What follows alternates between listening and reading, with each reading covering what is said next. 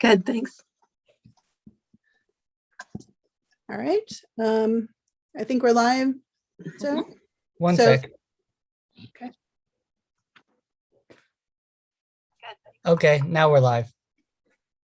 So good evening and welcome to the Governance and Policy Committee meeting for April 28th. We're calling the meeting to order at 7:02. We're just going to quickly do a round robin of introductions since this is being live streamed. I'm Chris Vallon, Board Trustee and Committee Chair. I am Dr. Iverson, Superintendent of Schools. Tracy Mears, Board of Ed President. Ashley Pineda, Board of Ed Trustee. Carol Melnick, the school district's attorney. Ivy Kraus, Superintendent Secretary. Zachary Baker, BOCES employee. Okay, so thank you and welcome everyone. Just to quickly knock a piece of business out of the way. We do have minutes to approve from the last meeting. Since I distributed them earlier, I'm going to just scroll through them slowly. I guess I need to read them for transcription. So at the meeting on March 31st, 2022, we convened at 6:02. We approved minutes from the February 10th meeting. We reviewed the policy review process and discussed setting priorities so support staff are not overwhelmed. We discussed the budget newsletter, including an overview of what to include in our bilingual limited page format. We discussed the board retreat, and Board President Mears requested that members who took notes at the retreat on suggested protocol changes should submit them to her for review and possible incorporation into our governance handbook. We discussed the authority to hold remote meetings and the fact that it was extended until April 15th. We're going to discuss that again tonight because there have been changes now to the open meetings law. We briefly discussed policy 5661 on wellness and specifically organizational, the organizational structure as to our board committees. Since then, the policy has been compared to updates from Erie 1 BOCES, and that has now been handed over to administration, who will begin reviewing it, I believe, this summer, Dr. Iverson said. Yeah. We discussed when we began meeting in person, location details, and we decided on the Greenburgh television studio at the Woodlands Middle High School building and the layout for visibility if we were to record and live stream those meetings. Then we discussed changing this meeting date, and our next steps were to add the final meeting observation document to the board governance handbook to ensure that the public statement was amended in that handbook. And just a note for the future to create the district clerk email address, a general one for FOIL requests. And those are the minutes. And do I have a motion to approve the minutes as presented for March 31st? So moved. Second. All in favor? Aye.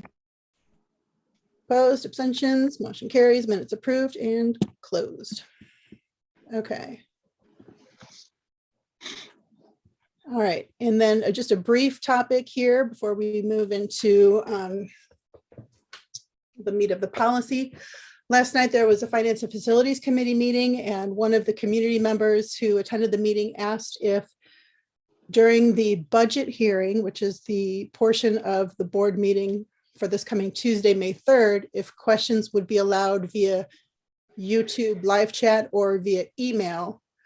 I told that person I would bring it up at this meeting because as a standard rule, we do not read aloud written comments or questions during our board meetings, nor do we don't even view YouTube since we're meeting in person, but I thought I would present it to this committee for discussion, suggestions, comments.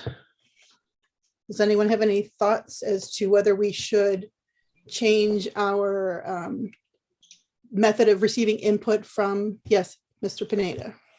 So my thought is we stick with the process we currently have.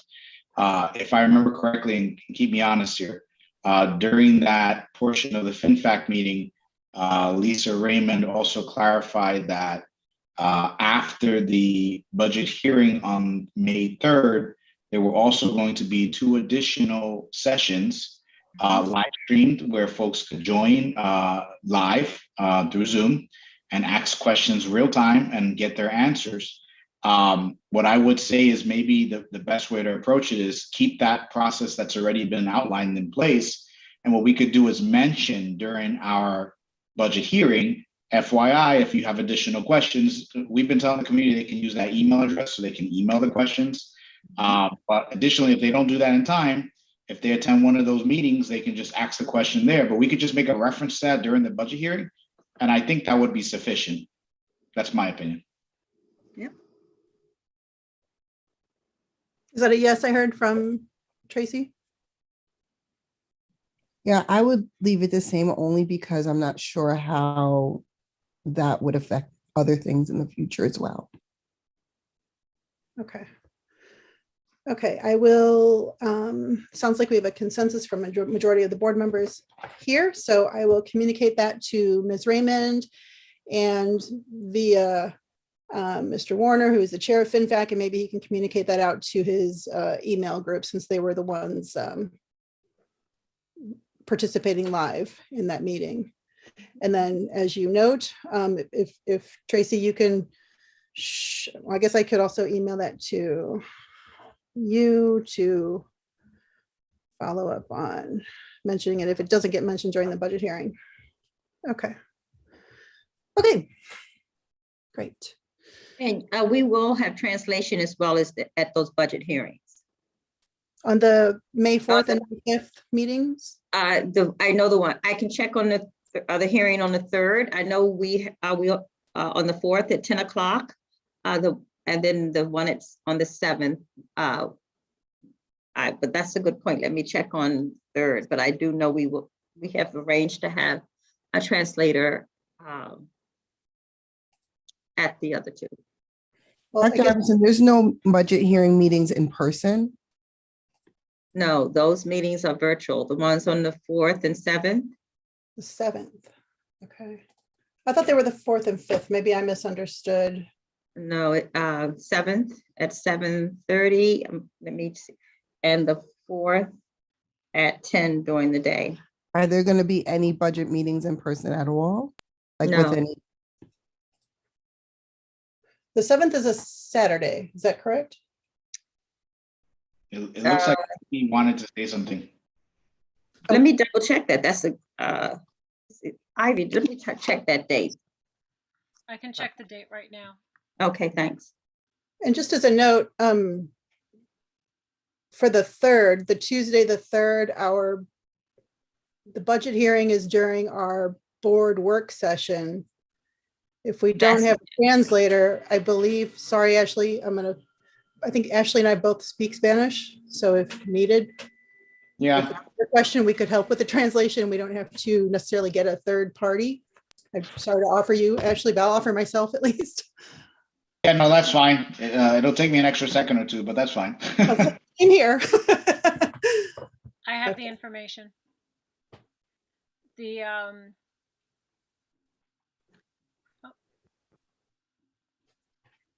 I'm sorry, my computer froze for a second there. So the budget hearings, May 3rd at 7, as you mentioned. And then the 2 virtual information sessions for the community are being held on May 4th at 10 a.m. and May 5th at 7 p.m. Oh, okay. I was wrong. Well, do we know if there was, well, I don't want to, this is more, I guess, maybe the finance and facility meeting or a board meeting in general. Was there any outreach to any community groups or communities to see if anybody wanted a in-person meeting or? No, we did not offer in-person, so there was no outreach for that purpose.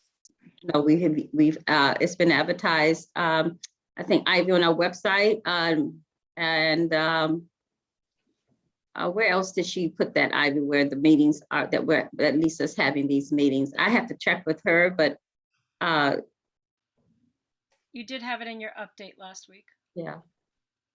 So the good thing is that I guess they'll be televised so that anyone can. Yes.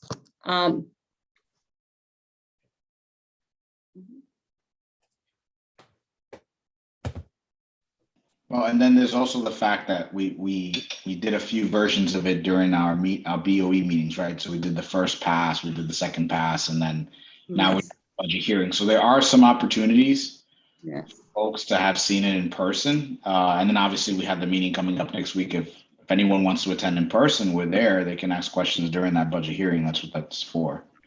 Right. Okay.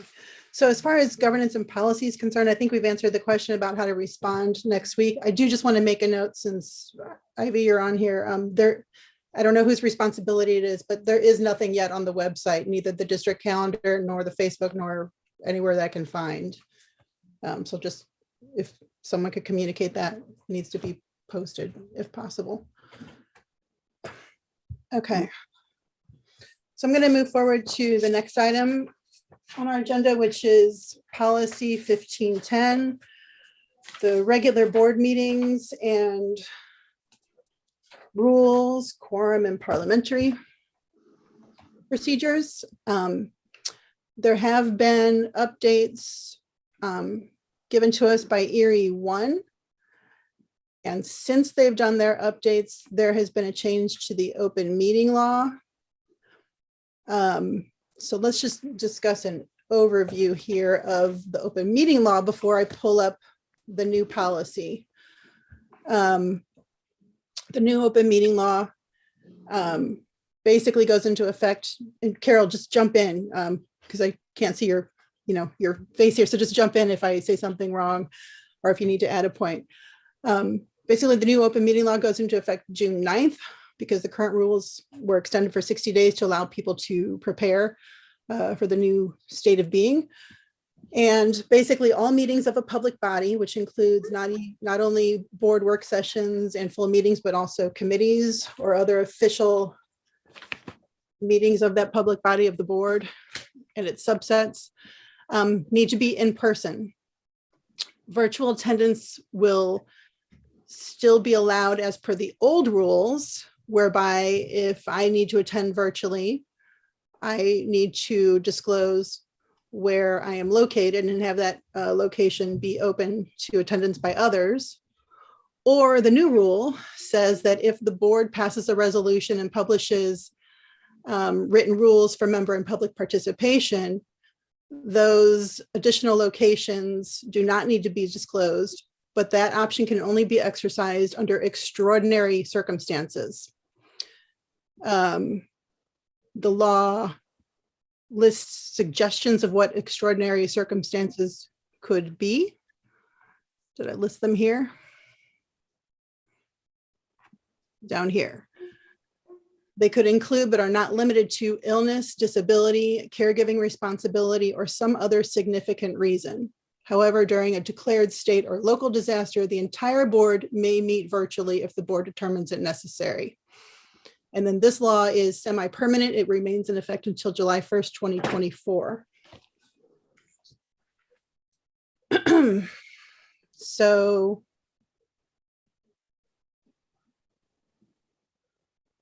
I'm going to pull up the policy.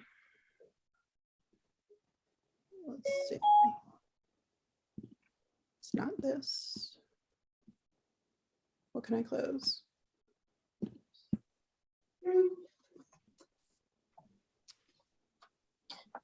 Okay.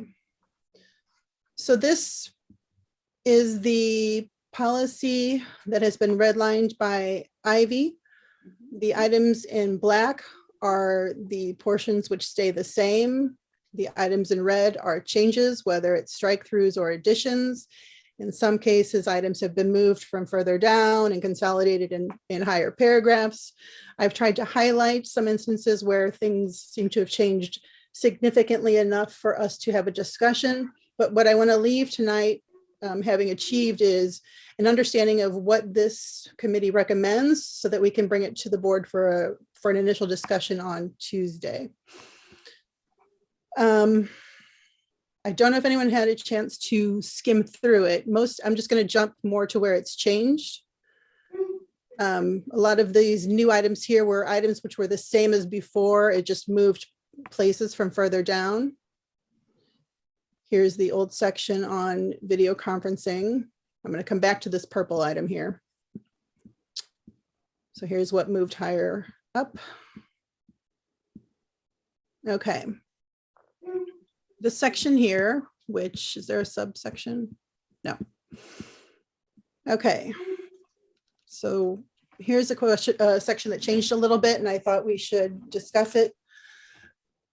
Says the superintendent will prepare the meeting agenda during the week before the meeting and review it with the board president. The agenda will then be distributed to board members no later than the Friday before the regular meeting.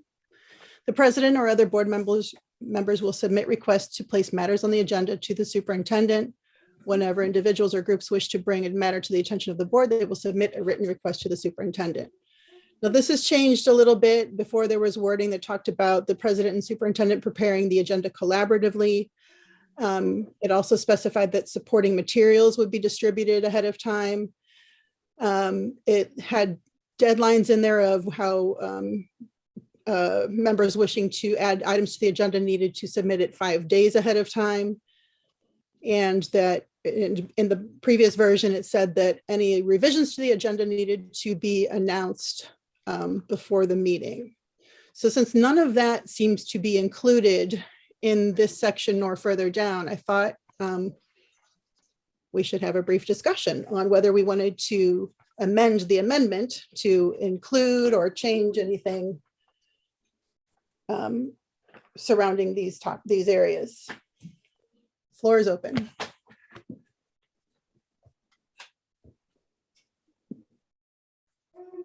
Am I blabbering too much? No, I was just processing the whole thing. So I guess what I'm wondering is, wouldn't we be combining the Erie recommendations with what we have already? If we already had those sections, did we it sounds like we took them out. Wondering why we took them out. I mean, I thought we would have probably just amended it. So, okay, where is it? What we had before. I think Ivy has her hand up. I would just jump in because I'm sorry. Now, Go ahead. just to offer clarity, first thing, the policy is not required by law to have in place. Second thing, when I did the red line, I removed the language that we had showing what Erie 1 is proposing. A lot of the information that you had regarding how the meeting would set up, how the agenda would be set up and so forth, that was done basically by the district, not Erie 1. So it's not Erie 1 language, and it's not something that they took out. It's just that this is customizable to the district. So you can pull what you like from Erie 1, keep what you want from the Greenburgh to, and revise it that way. But when I presented it to Trustee Valen, I was just showing her what the Erie 1 language was, as opposed to what was currently in the policy. So this area here is what's currently in the policy. They also just moved it up to the higher section.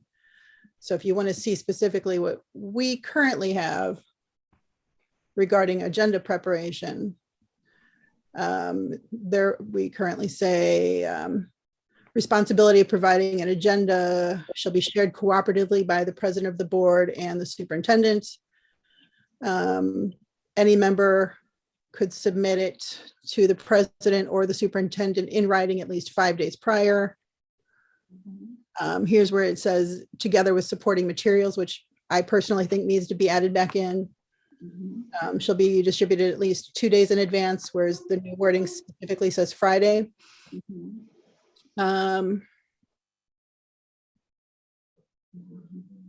Agenda. My suggestion would be to keep all of the wording we had, because we got to that place after us multiple iterations.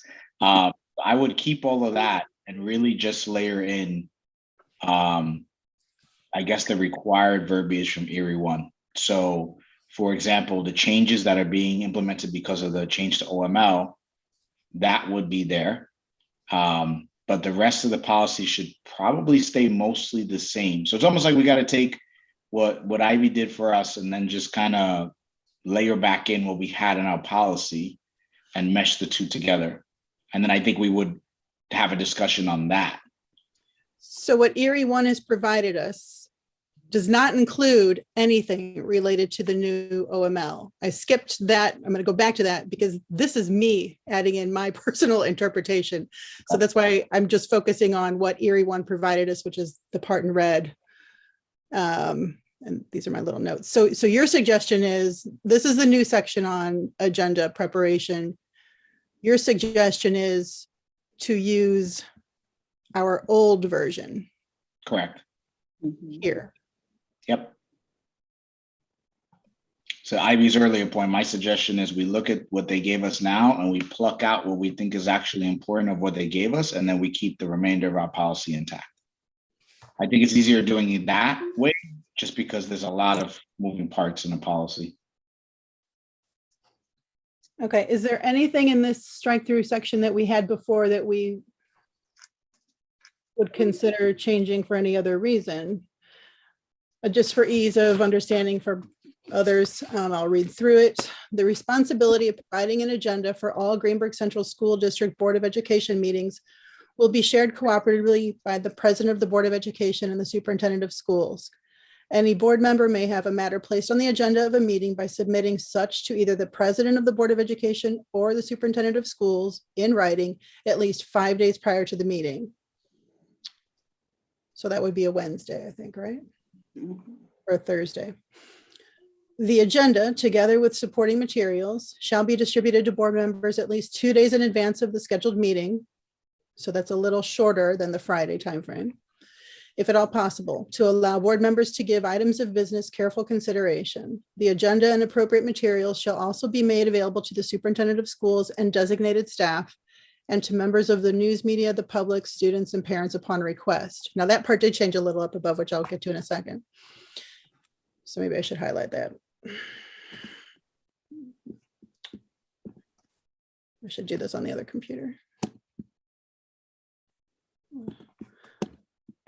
Any items added to the agenda after it has been disseminated to board members shall be announced at the commencement of the board meeting. Such may be excluded by majority vote of the Board of Education members present.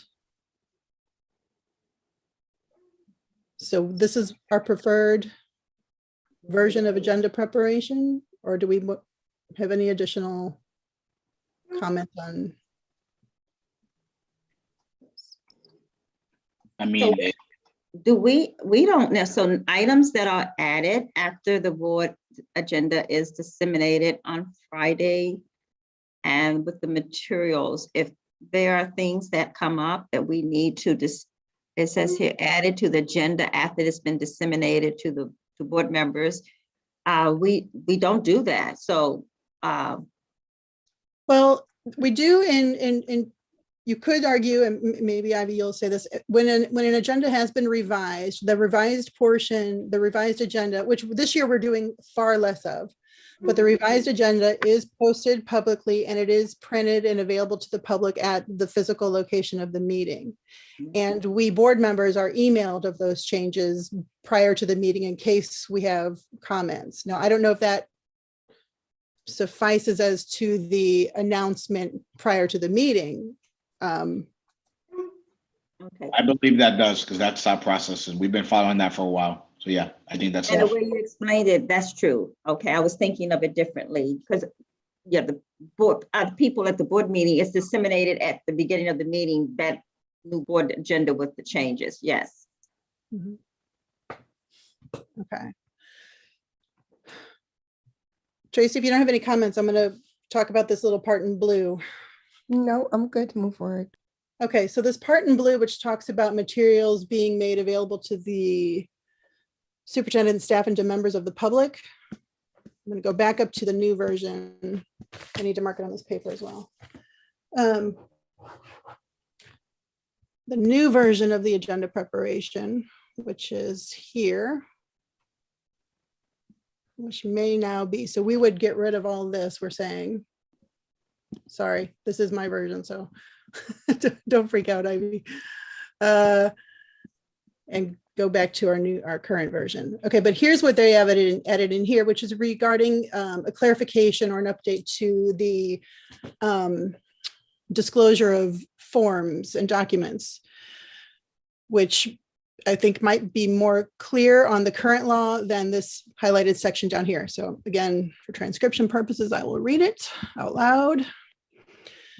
District records available to the public under the Freedom of Information Law, as well as any proposed resolution, rule, regulation, policy, or amendment scheduled to be discussed at a board meeting, will be made available upon request to the extent practicable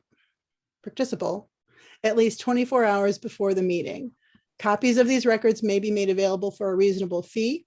These records will be posted on the district's website to the extent practicable at least 24 hours prior to the meeting. That seems redundant, having that twice. But this is what Erie One has provided to clarify recent updates or comments on the disclosure of records. So my suggestion would be to include this new wording rather than our current wording of will also be made available upon request, because the current law, I believe, Carol, you can correct me if I'm wrong, requires that it's available at least 24 hours prior if it's going to be on the agenda and voted upon. Guys, I'm a little, I think we need to follow this, but I also think that I'm a little, I guess, behind, because this is for things that we're voting on at a meeting, but there's also documents and information that already should be posted on the website. Contracts, agreements, and such should already be public. Contracts that have already been approved? I believe, Carol, that was your clarification to us, that that kind of item could be made publicly available on the website? Right. So what I had looked at for you was if you want, and it's permissive, so it's not required, but if you want to post for example, your collective bargaining agreements, memos of agreement that have already been voted on and approved, you can do that. It's permissive. Not required, but permissive.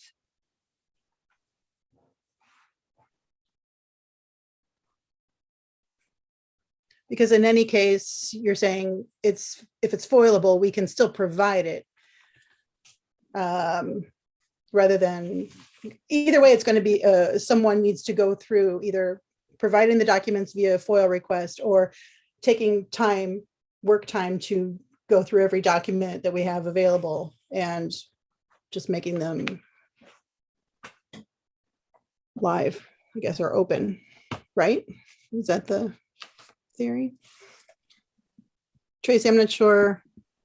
Listen, I'm and I have been this way for years. You know, Carol, I asked this over 2 years ago because there are other districts that are completely, open about this. And when we, use tax dollars and we engage in agreements and it's permissible legally, we should be completely transparent and have our contracts available for the public to see. It is foilable. You can take out, individual names, sure, but contracts that we've agreed to and the board has engaged in should be very clear. And I think that would also eliminate some of the confusion from the public as to constraints that the board or the district are under legally. And so I've asked for this for a while. I'm trying to think of the efficacy of doing, I'm trying to think if we know what we need to open up from here going forward, obviously that's easy to do as agendas are published. If there's a contract attached, then that's open and available via board docs. I'm trying to think of the man hours, how do we build this into someone's day to go back through our historical records? And Tracy, maybe to your point, there's some big items that we know immediately that we could probably go in and open up, but as far as how to organize that workflow and prioritize that workflow of opening up prior or archive documents, I can't answer that question, but am I hearing you correctly?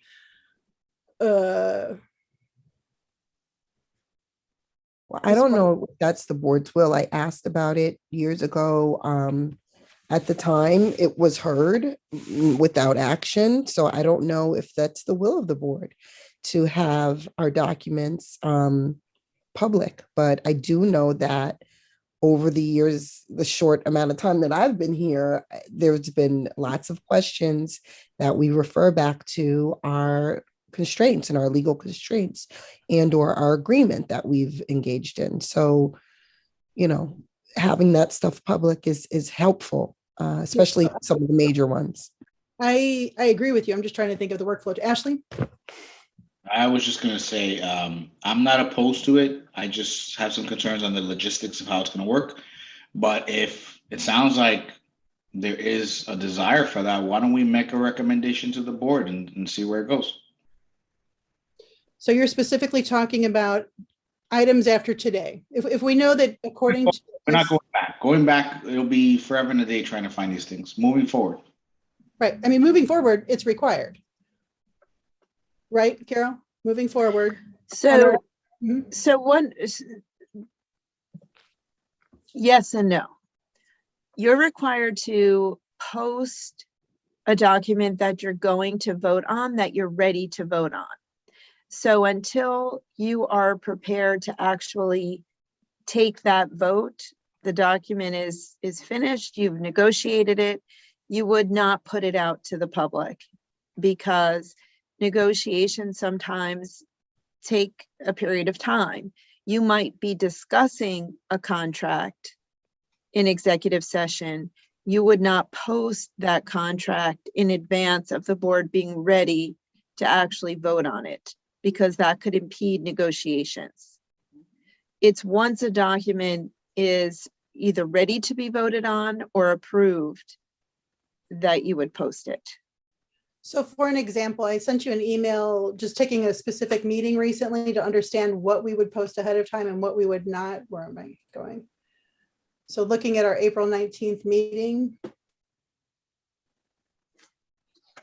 And again, we're live, so I'm not going to open anything. Okay, I'm in as a public member now. So if I look at our agenda in board docs as a public member, I can see the agenda, I can see contract renewal resolutions, but I can't see any actual contracts underneath there. My understanding of this new clarification of the document disclosure is, if it's an item that we're voting on and we've, it's under, board action item, business item, H10. If that's a document, we've already discussed it at the work session, and now this is the voting meeting, and there's been no questions on it, that when this agenda is published, that contract attachment to that resolution could and should be visible to the public. Am I understanding that correctly? Yes, and it specifically says to the extent practicable, because sometimes it isn't. Sometimes those documents would require a redaction of some sort if there's, an address on there, a social security number. So you're not held to that 24 hours in every situation. There is built-in flexibility because sometimes it just can't happen. There's also times where, even though you may have considered a document, a contract in a work session, you continue to have conversation and discussion about it in executive session. So you would not be ready to post it. So it's not a rigid requirement.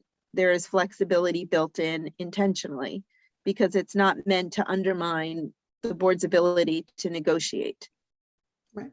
So all of that is done. Does that contract also, before being posted as a question, also need to be signed to show that flexibility happens and there's time to revisit things, but once done and posted, does it also need to show signatures? No, two different things.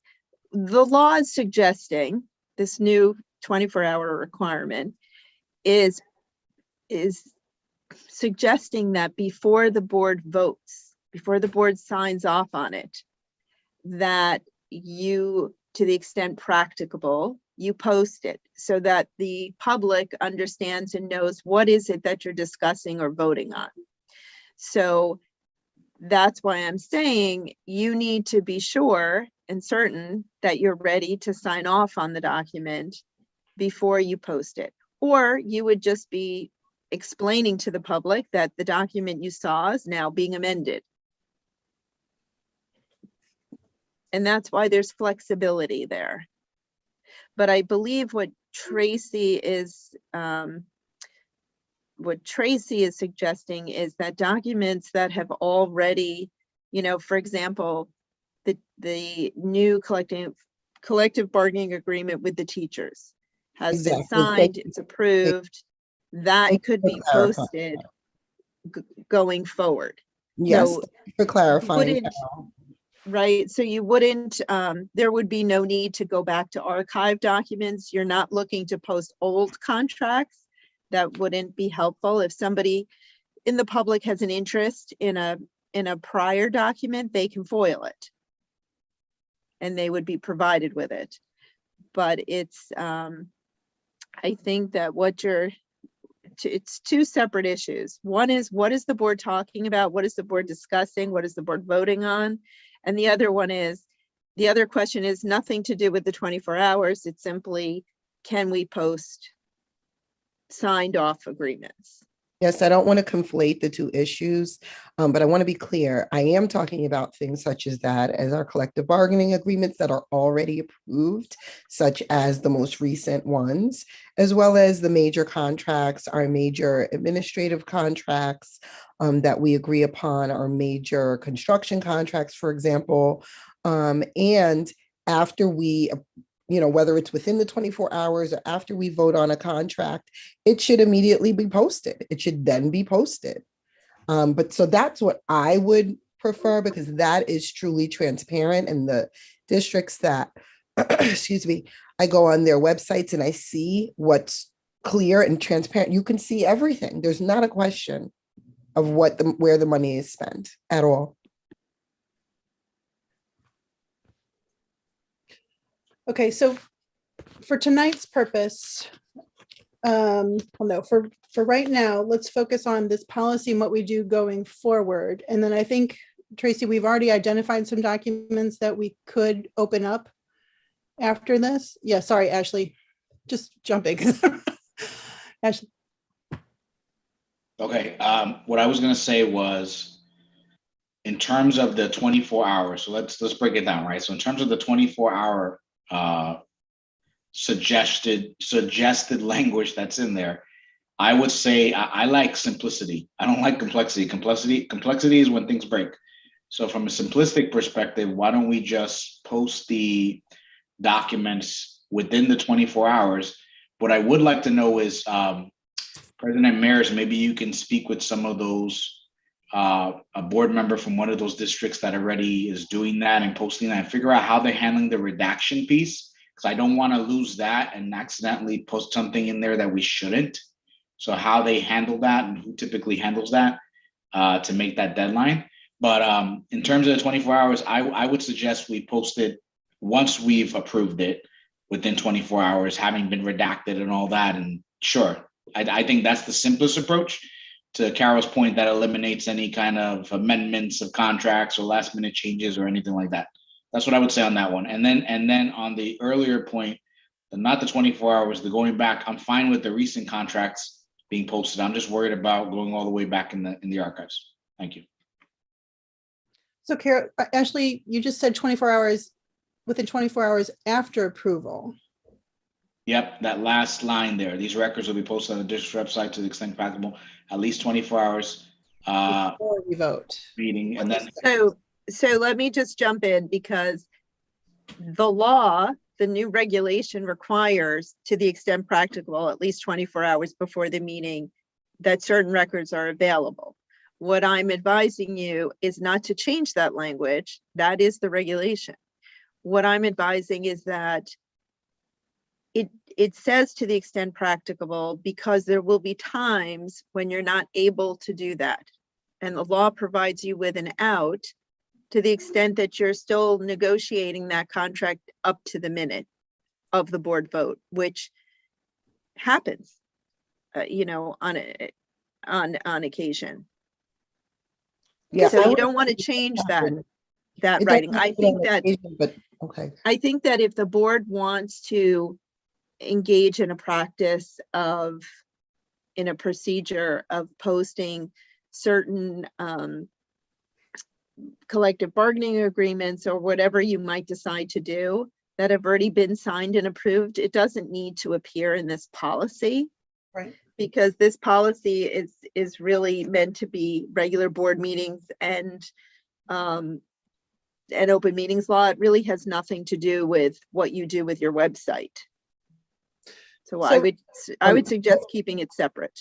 And I do think that we sometimes discuss things right up to the minute, but it's not often that we do that.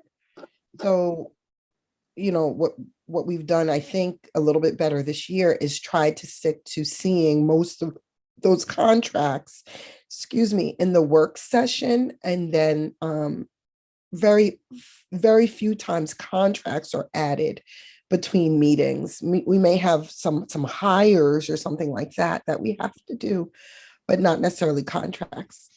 So I do think we do a good job of that.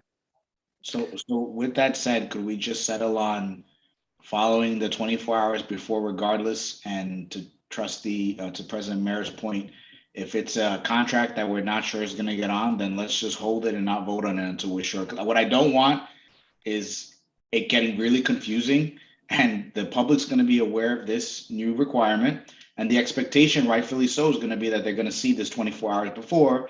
And there's going to be an instant at some point, some instance in the future, where we're going to have to pull something and it's going to turn into chaos. So if we're going to do all that, why don't we just make it the rule? We'll follow the rule the way it's written. And if there's a contract that we're not sure, we're just not voting on it. We'll pull it from the agenda and it'll wait until until we're sure. That would be my suggestion, just to keep things as simple as possible. Let me refine that a little bit. If at the work, and it's kind of combining what you both said, if at the work session, we're reviewing items for the next meeting where we'd be taking action, at that time, that's when we usually say, I have a question about this. I'm not sure about this. I'd like to look into this a little bit more. If if someone is noting the ones that we're asking about, maybe those are the ones for which we do not post the full document, because those are ones we're obviously still haggling on or whatever. And that when it comes then to the regular meeting, because none of those review for next, I believe none of the items that we're reviewing for the next meeting would be published, because that's all. So work preparation for the session, next meeting. The only work session items that would, this is all related to things that will be voted on during that meeting. So the only work session items that this would be applicable to are things we're actually taking action on in a meeting. Carol, if I'm interpreting this correctly.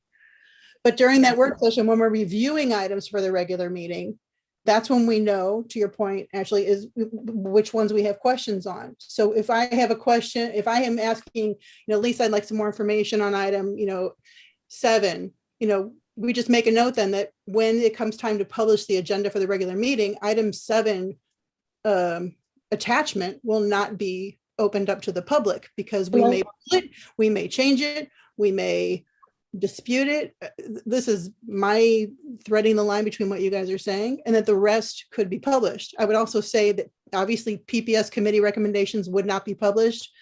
Personnel resumes would not be published. Things like that. I think, Carol, correct me if I'm wrong, I don't think those are just automatically available items. No. Any comments from the others on what I've said to try to thread the needle? well, I would agree, but I think that usually when we ask for more information, most times it doesn't fully get pulled. I think if Correct.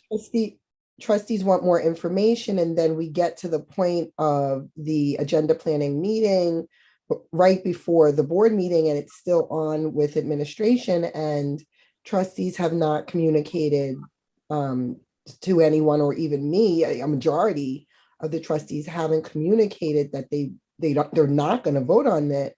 I think it's fine for Monday for it to be posted, because that's 24 hours. because trustees could vote against it, sure, but it's still, they're still taking action on it. So even if they were to vote against it, But I can foresee, so I don't advocate pulling the item from the agenda for action, but I am saying not post the full document, because I can envision, and there have been times where, I haven't been able to, for example, ask my questions on the contract and can we renegotiate this? I can't be specific, but do X, Y, Z during the exec session of that very same meeting. So your suggestion. no, I agree with you. I'm saying like most times you would communicate that to me. Or all times so far, you would say, yeah, I'm really concerned. I really want to find out about this or that. And then in the agenda planning meeting, I would be very clear, like, Dr. Iverson, there's going to be some questions about this particular contract, and then we would know not to post that. Do you understand what I'm saying? Mm-hmm. I don't know if I'm explaining it accurately. Oh. So at the end of the day, for the policy, it sounds like we're going to include this wording. And for our actions surrounding this, what are we agreeing on? What's our consensus for how we enact this when it comes to the agenda and posting documents ahead of time? Do we not post things that are in question until 24 hours after the meeting? Or do we, to Tracy's point, since we know they'll be voted on, whether it's going to be a unanimous vote or not, post it before the meeting? My issue with posting it before the meeting is it could still change technically, right? Yes, well, you don't want to, this is not intended to limit your ability to continue negotiating and amending. So, to the extent that certainly that that a document is not finalized, you would not post that in advance of the meeting, because it will only lead to confusion down the road. And there's no requirement that you post it 24 hours after the meeting. So I would never advise you to include language that then you have to adhere to and live up to that you're not required to do. That could be an internal process that you would like to see it within that time frame, but anything you put in your policy is what you're going to actually do. And the policy should really be what is required by law. Which is what this is.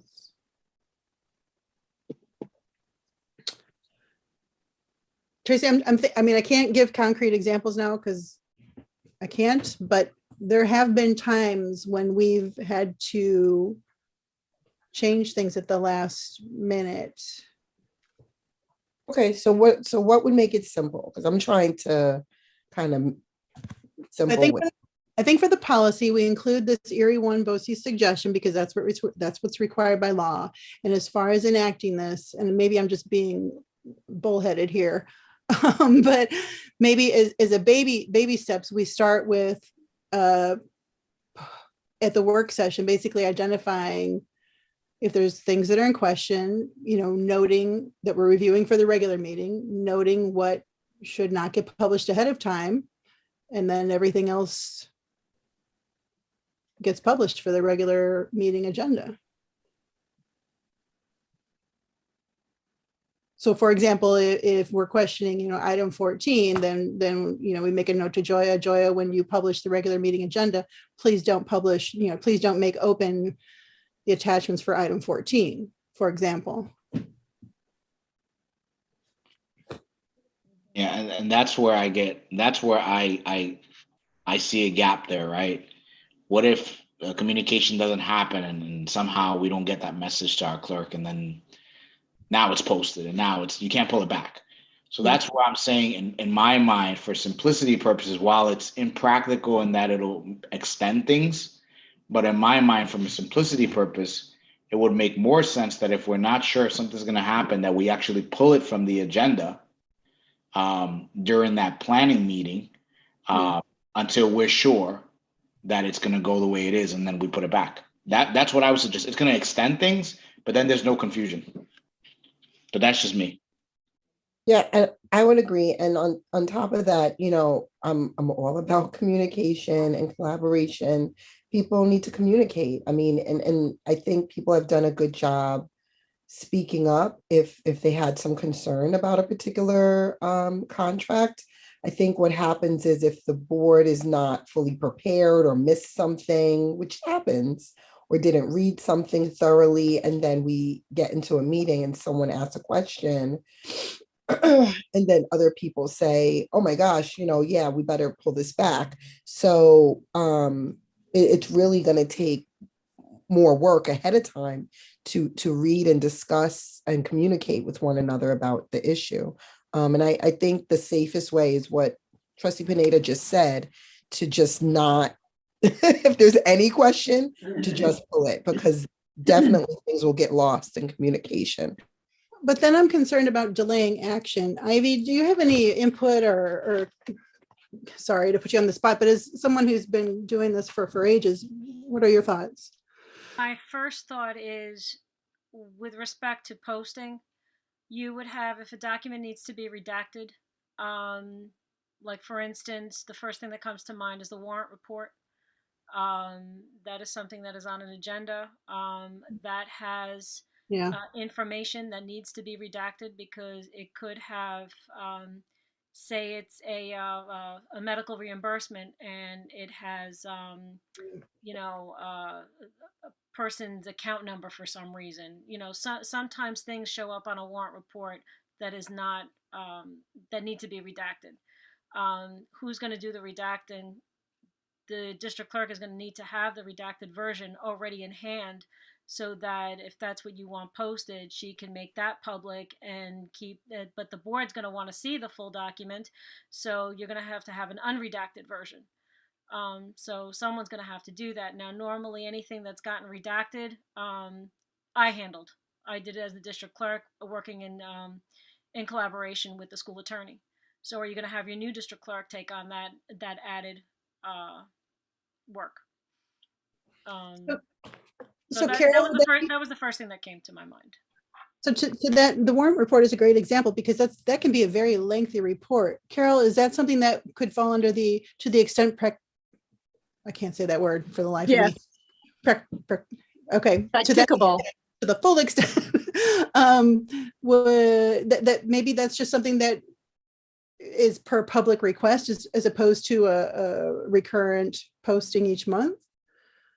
Could be. So maybe, okay. Sorry, Ivy, you had another thought after that? So we wouldn't have to do this one. No, it was just, again, with respect to contracts, you have to keep in mind that you're always going to need two sets of contracts. One that the full board is looking at and one ready to post that would be redacted as needed. I'm trying to think of, you have special education contracts with schools. Although the board, I don't believe, sees like the name of the students, but you have to make sure that that's no, that's blacked out for us. Yes, that should be. I don't know what information, like the vendor contracts. I don't know what information. I guess I'm probably thinking more simple, Ivy. I'm not sure what information on the vendor contracts would need to be private. I don't know. I don't think that there would be anything. But again, with that, I can't say that, oh, definitely they're not. I mean, every document would have to be vetted before you make it public, just to make sure you're not releasing something, unintended.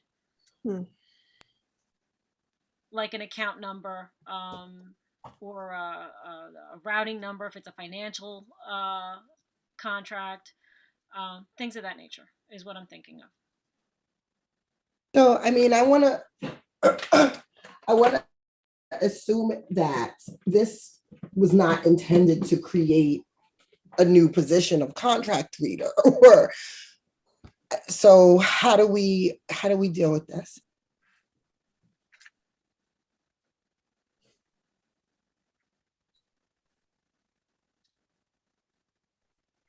Did you guys hear me, or? Yes. Oh, you're thinking, okay. Because it's two things. It's putting in the policy, the wording is the wording, and then putting it into action. Maybe we just go with baby steps. You know, something that you can do is create a regulation to go with any policy that you have. And the regulation then is typically developed either by the superintendent or your policy group. You know, it's, you know, you are authorizing the superintendent to create regulations. And that's where you would have a lot of what you're discussing now. So the policy is just the general statement, the general law. How you actually implement it and do it falls into a regulation. Well, I guess yeah, that makes sense. I thought that was what we were taught. That's why this group is kind of trying to flesh that out, because, you know, we do need our district clerk to be available. We can't just, so you're saying the superintendent would make a recommendation to us on the how, is that what you're saying? Well, typically each policy, if it lends itself to it, has a regulation. And the regulation is not something that has to be approved by the board. And the regulation can be more of a living document that gets changed and revised over time. Doesn't require to go through your board process of your policy process, being read a certain number of times and amended a certain way. It's developed outside of the policy process. And so what I'm suggesting is you have time to think about how you're going to implement it and how it could work.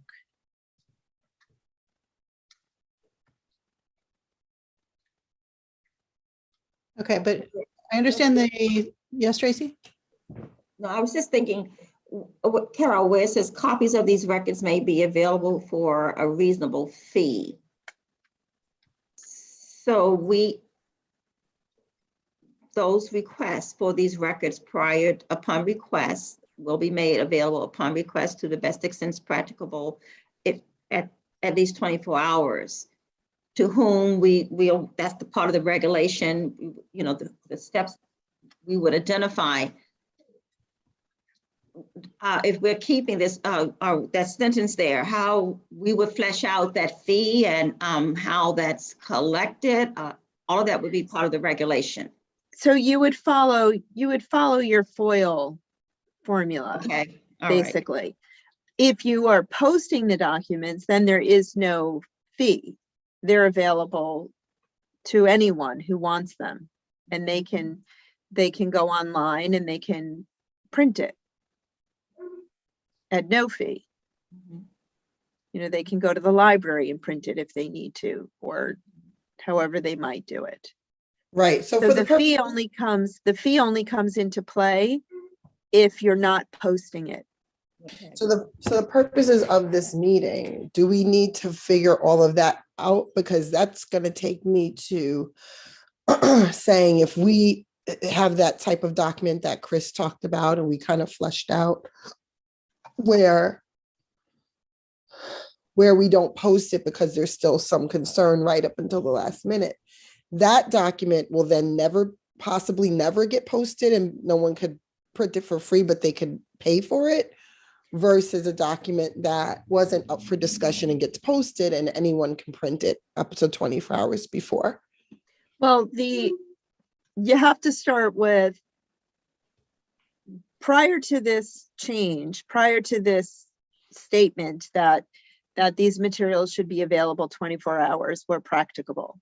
Prior to that, there's always been FOIL.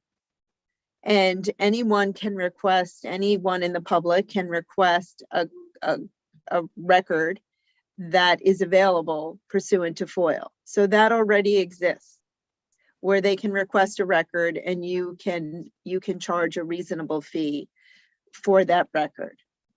This is another step saying, not only can you get it through FOIL, but anything that is foilable, the public should have within 24 hours of a meeting, so that the public can actively participate and not actively participate, but actively follow and understand what is it that the board is discussing, what are they approving.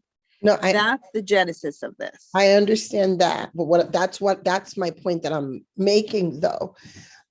The document that doesn't get posted actually slips through that crack of the public not having to go through the FOIL process.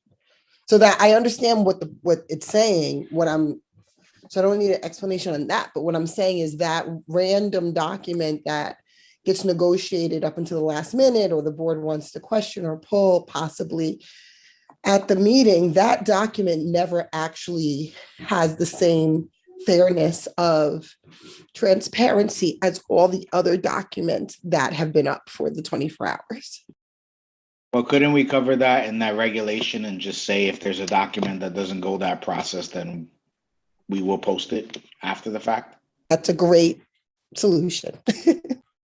Or it would still be available via FOIL, and if someone does FOIL it, if it hasn't been posted, it could be posted at that time. Okay, I think we're really into the weeds. I feel like we've made a little progress on that, but to Carol's point, I don't think we need to have that completely solved tonight. I think we're all anxious to have it solved so that, starting next week, we can say, let's open up everything. But, that we're concerned also because that's taking potentially our district clerk's full day of work to make that ready. You can also ask Erie One BOCES if their service includes providing you with a draft regulation, because that's typically where, a starting point.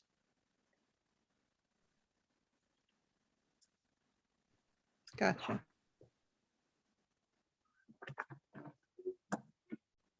And since I understand regulations would fall under administration, is that something that Ivy and Dr. Iverson? Okay. Sorry, I'm not trying to lay it at your feet. No, we didn't. I understand. No, I knew just how you meant it, took it that way. Yeah, that would be something as we're looking at them now for suggestions on how to revise and how to update policies. Many do have steps for how districts implement the policy. And so that's a good place to begin. It help us with what we're discussing now, how that looks in other districts. So Ivy and I will do that, yes. I think we all need to keep in mind that the purpose of this is, as we've said, is not to put an undue burden on the district. And that's probably a phrase that I've read elsewhere regarding this law, that it's not in this specific paragraph. So do we all feel comfortable moving on to, geez Louise, to more of this policy? Okay, I'm seeing some nods. All right, so so we're going to scratch the Erie One suggestion on agenda planning and use our current version. We're going to keep in here the new information on district records. This portion of recording meetings, quorum, and parliamentary procedure is basically the same as ours. Ours was just further down. I'm sorry for making everyone dizzy. And then they've made some changes to public comments, so again, theirs is the red. I've highlighted in yellow things that were a bit different than our version. Our version is elsewhere, further down. And let's just look at the new version, and what I've highlighted is differences. Okay, so they have a little introductory paragraph that refers that participants are required to comply with the district code of conduct and behave in a civil manner, similar to ours. The board will designate a specific portion of its meeting agenda for public comment, and then they have here for a period of up to 30 minutes on agenda items only. That's very different from what we currently do. The public is not permitted to discuss topics unrelated to the district, matters unrelated to the agenda. Our current policy states that work session items should be related to the agenda, but does not specify for other regular meetings. This says each speaker will be allowed up to 3 minutes. We currently have a policy that states up to 4 minutes per speaker. The board may request, but will not require speakers identify themselves. We currently do request that speakers identify themselves. And then they have language in here. The board is not required to allow speakers to cede their remaining time to other speakers. We have no language in our policy about that, but we do not allow speakers to cede their time to other speakers. And it says written comments may be directed to the board. We do allow written comments, but they are not read aloud during our board meetings. We respond to those emails. We also have language that states that a large number of individuals who want to address the board president may limit the number of repetitive comments being made. We ask for a representative. And this again is about disruptive behavior. We have similar language. And then they have this phrase that says, these rules apply to residents and non-residents equally. We have no such wording in our current policy. So, if you want me to zoom down to what we have, I have a feeling, Ashley, you're going to say, why don't we just use what we currently have? Am I reading your? Okay. So similar language, request shall be made in writing on a form. They made no mention of a written request form. 4-minute timing. Work session speakers may comment on matters related to any agenda item. That's in our policy. We don't actually enforce that currently. Again, similar about behaviors. Address your comments to the board president and orderly conduct, etc. Any comments on how we want to take on board the Erie 1 amendments or not? What wording we use? So I'll start since no one's saying anything. I think the majority of the Erie 1 stuff I would not add in since we have more specific wording already. What I would potentially say we should discuss a little bit further is the last paragraph. Fortunately, we have not had this problem in our district. Everybody's been relatively respectful, but we are aware that other districts have not been so fortunate. And I'm presuming that's why they added in some of the verbiage in the last paragraph. It would be wise of us to have this discussion now and determine if we want to take any of that and add it to our policy so that we have a plan. Because the thing is, when these things happen, if you don't have a plan, people tend to panic. So I would like for us to have a plan. Hopefully we will never use it, but it will be a good idea, I think, if we settle on that. I would agree. And you're referring to the if individuals engage in disruptive, correct? Correct. So right now, you're saying. Also, I've noted before recently when other districts had this issue that we do not have any police or even security presence at our meetings. So I don't know if that's something that the board wants to think about. About having a police presence? About the fact that we don't. So in other districts, there have been people, that have been unruly, that have had to be escorted out. If that is to happen in our meeting, or if we were to make that sort of plan, who's escorting them out? We don't even have our building security there that late. We need to knock wood. We haven't. I would suggest, so at law enforcement, there's always a cost, right? Because if they're spending time with us, they're not spending time with the community and dealing with whatever issues are going on. So I would presume that those boards that have standing law enforcement presence are probably paying for that. That's my first guess. But the second thing is I would also guess that for the folks that don't have law enforcement present, if something should happen, I'm presuming they're picking up the phone at that point and calling. I would be fine with that model. I don't anticipate us having this problem. I would just like to have the provisions set up so that there's a plan. So I think in my mind, a simple, if something like this ever, knock on wood, I don't think it will, but if it ever happened, we would pick up the phone and call GPD, and they're pretty quick. I mean, they're not far away. That's how I would say, that's my suggestion as to how we should approach it. I'm not sure from a liability perspective, I'm not sure I would want our security staff, even if they were there, to get into a situation if someone's really being unruly. It's probably better to have law enforcement handle that. That's just my. Yeah, I would agree. with that. Yeah, I don't know, I hear what you're saying about the cost. I do wonder though, if our GPD, I mean, they have been known to do complimentary sweeps of the campus, which take a substantial amount of time. We're talking about public comment time. We could always invite them. Although the problem with our meetings is that we don't know what you have presentations beforehand. We moved our public comments to the end of everything, so we actually couldn't give them a time to arrive even. You also are saying every meeting though here, trustee mayors. So, right, we're saying have them come every meeting. I mean, they do voluntary sweeps and things on our campuses and all randomly and when requested, but are you thinking of them being at every meeting, and that'll be something they would do in that same spirit? Or I was just talking through the process. So if we had a streamlined period of time that we had public comments, like if public comments, for example, were always at 8:00, we could always ask GPD to twice a month to come by our meetings at 8:00, but that's not our reality. We do all the presentations and everything beforehand. Yeah, okay.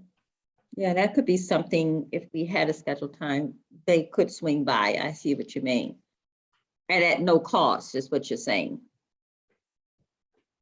I'm thinking along the lines of Ashley that, knock wood, we've been lucky, and we would probably get a sense of if temperatures are starting to rise before a meeting or before a public comment period, at least. So maybe we just kind of, we include the wording in the policy, but We would, in regulations. Sorry, go ahead. Nope, I was going to say we hold off on actively requesting attendance until I would we agree with sense you. the temperatures are rising. Yeah, I would agree with you. We would definitely get some word of mouth, word on the street type of thing. Yeah, it's true. The other thing to remember is, we do have, the board does have the option, right? So technically speaking, according to my understanding of how this all works, we technically don't even need to have public comment. We do it because we want to hear the community, we want to have the relation, etc. If we were in a meeting and things start going sideways, the board does have the option of temporarily calling a pause to the meeting. That's also another option to kind of allow folks to kind of simmer down a little if things are getting crazy. So that could be something to Dr. Ireland's point that maybe goes into the regulation or the practice of how we actually do this. And then should it escalate beyond that, then we would follow the process. But I don't think we'll ever get to that point. Thankfully, our community seems to be level-headed, but I'm not going to. And in our current policy wording, it does say board president is responsible for orderly conduct, blah, blah, blah, blah. Board president has the right to discontinue any presentation that violates the policy. The Board of Education reserves the right to enter into executive session. And that has been done when temperatures have risen in the past, kind of taken a time out. So if we keep our old public comment wording and just insert that new phraseology here or somewhere in this area, maybe we're covering all those bases. Works for me. Go back up, and what new wording part of is it that whole paragraph at the top? Right. So I'm sorry. Right here, it's this one. It's a big jumble. This is the Erie one suggestion here about if individuals engage in disruptive or unruly behavior, the board president will remind them of the policy and the district code of conduct and may call for the removal of unruly individuals. So this is what we're suggesting we add to our own. current public comments section down there, and that the rest of the public comments suggestions from Erie one, we would ignore because we already have more specificity. Well, back to the yellow where it says, because I think I'm just seeing this one, the Erie one, that's where you are right now. The 30 minutes on I'm not suggesting we do this, but that is specific, I think, here more so than we have in ours, as well as matters unrelated to the agenda is very specific here. That's not in our current one. We do. Right. So are you saying, I thought I heard you say ours is more specific than the Erie BOCES. Are we looking at any of that piece there? I'm okay with ours, but just while we're going back and forth and trying to decide. You're right, that is more specific to them. So maybe I should have said more tailored to our district, but I think we shouldn't have that discussion because we do, sorry, this is all crossed out. We do say here, and this has been discussed in, actually last year, I think you guys discussed it. We say related to any agenda. 4 minutes with no time limit right now for live meetings. We could consider again adding a time limit. And then our current policy says that work session, so this is specific to the work session, the first meeting of the month, speakers may comment on matters related to any agenda item. There's no specificity in our current policy for regular meetings. And quite frankly, for our work session meetings, we ignore this part of our policy. We let people speak on anything. So and we probably should. That's fine with me. That's why I'm just bringing up the point of clarity. Do we want to stick with this on any agenda item and anything else that a person may want to speak to? And if that's so, do we want the language in here to say that so that we stick to it, or no? I'm fine either way. Very rarely do they get up and speak about agenda items. Most of them are unrelated matters. Trustees? Yeah, frankly, I've been in this conversation so many times, I feel like we beat the horse to death. I mean, I think every year I've been on this board, we've talked about this and hashed it out a few times. We always kind of come back to where we are because, it's a balancing act, right? We don't technically we're not required to allow public comment, but we want to have the conversation, we want to have the dialogue. And we've gone back and forth. We had at one point, okay, maximum of 30 minutes the way this is written, and it didn't get board approval. And then we changed 4 minutes to 3 minutes, and then we went back to 4 minutes. And so I'm fine with the way we have it now, only because I think that's been the middle ground where we all kind of settled to agree on. I would just leave it the way we have it in our policy. Although I would say maybe we should start actually following our policy in terms of the work session, because the work session is the longer of the two meetings, which is why we had put that there, so that it would cut down on public comments that were unrelated, so we could get through that meeting faster since there's so much to talk about. That would be my only comment.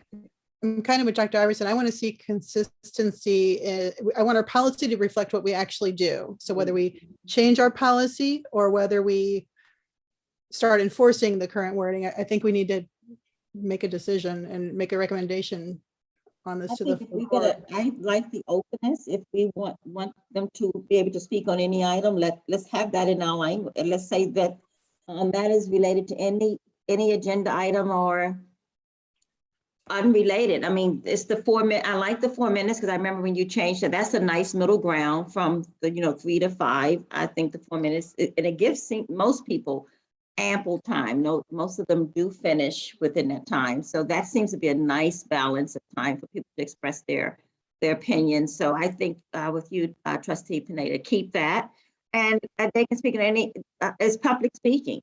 So since we're permitting it, do we just want to say, and on any unrelated matter? Do we, maybe putting it in writing could invite it, but if we're going to follow it, if this is our policy, do we want to be to the T in terms of having wording to say exactly what we're doing, or like you said, just leave it like it is. I'm fine with what we have. I think it's working. I think we should take off the work session only agenda related items. We don't follow it, and frankly, nobody knows that. So either we say both meetings only agenda minute and say all public comments have to be on the, nobody knows our work sessions versus our regular session, meetings. They just know it's every 2 weeks. That would be my recommendation. Just take it out completely. Ashley, to your point about the work sessions going long, yes, they do. But I'm going to agree with removing this limitation on speaking only to agenda items, because further down, the board president does have the right to abbreviate public comments, full stop. Although that would We're not going to do also get some blowback, but that. Yeah, we're not going to do that. We're not going to do that. We never have. okay. So it sounds like we have a consensus to recommend removing this section. What color should I pick? Green for remove. Of the, okay. Okay. Type the word remove here. Okay. All right. Last part now. So we've gone through all the Erie 1 changes versus our current policy and moved things around. But this Erie 1 suggestion does not incorporate any of the new open meeting law changes that come into play. I think Ivy's found out that Erie 1 will not be updating this policy till this summer at the earliest. Is that what I read today? What they specified was that they're reviewing the changes to the open meetings law. If they decide that they want to recommend updates to their policy, it will most likely be issued over the summer. Okay. So they weren't even sure that they were definitely updating. They were just in the middle of reviewing and having Okay. determined. Okay, so I'm not a lawyer, which is why Carol is here, but I took the liberty of just throwing in some of the verbiage I found on the open meeting law, the New York open meeting law website here, because I believe if the board wants to utilize the option to meet partially virtually under extraordinary circumstances, we have to A, adopt a resolution, and B, adopt and post written rules for member and public participation, which I made the presumption of doing that here in the policy. Carol, am I moving ahead okay so far? Those are two different actions we need to take to utilize the new law. You're muted.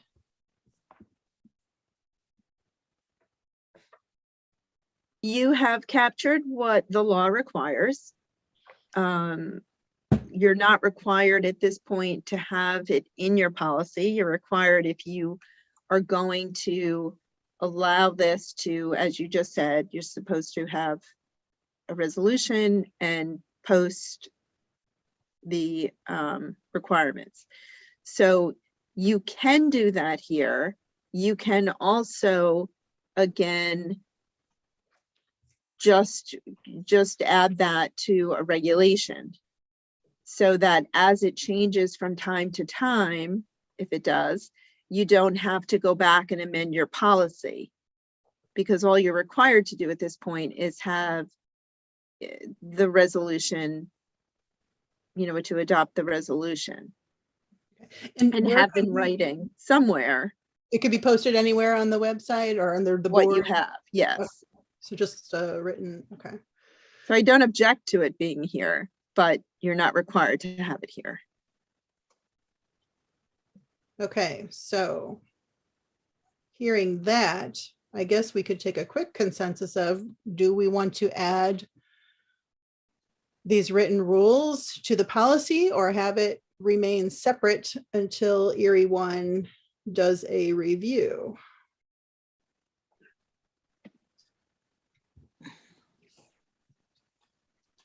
Tracy, Ashley. personally, unless we're covering this in a regulation somewhere, I would say we add it. Only because if it's not written down, then we're relying on memory, and memory is not that great for some of us. Well, to Carol's point, it would still have to be written down somewhere as a regulation, right? And a regulation could be as simple as, could it be as simple as copy paste of what what the open meetings law website says, or does it need to be more formal? No, it can be, the regulation is basically how you're going to carry out the law.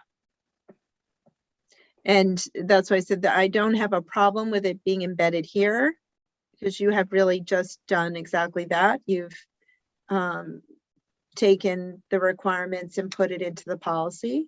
So you can leave it as is, or you can have it in a separate document. Your choice. Yeah, and I'm fine with either one. I just want it somewhere so we don't forget. That's all. I do think we need to walk through it because we're going to have to instruct the committees, since they'll need to be live after June 9th, what is required to, if for some reason someone needed to. And I guess we is not we. Let's just walk through it. Okay, under extraordinary circumstances, the expanded use of video conferencing to conduct open meetings will be permitted according to blah, blah, blah. The board determines that the following are examples of extraordinary circumstances, because it can't be just because I have to cook dinner for my kids and I don't have 15 minutes to get over to school. It needs to be because of a disability, an illness, caregiving responsibilities, or other significant or unexpected factor or event, which precludes a member's physical attendance at a public meeting. Is there any other specificity we can think of that we might want to add here to make it clear under what circumstances we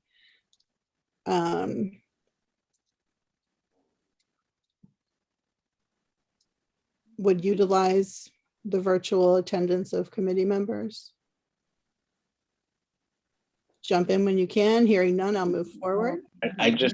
I always go back to, I always get confused with the committees and the open meetings law part, because the committees don't make decisions. They just make recommendations. So that's why I always get lost in it. I know that's how it is, but I always get confused by that.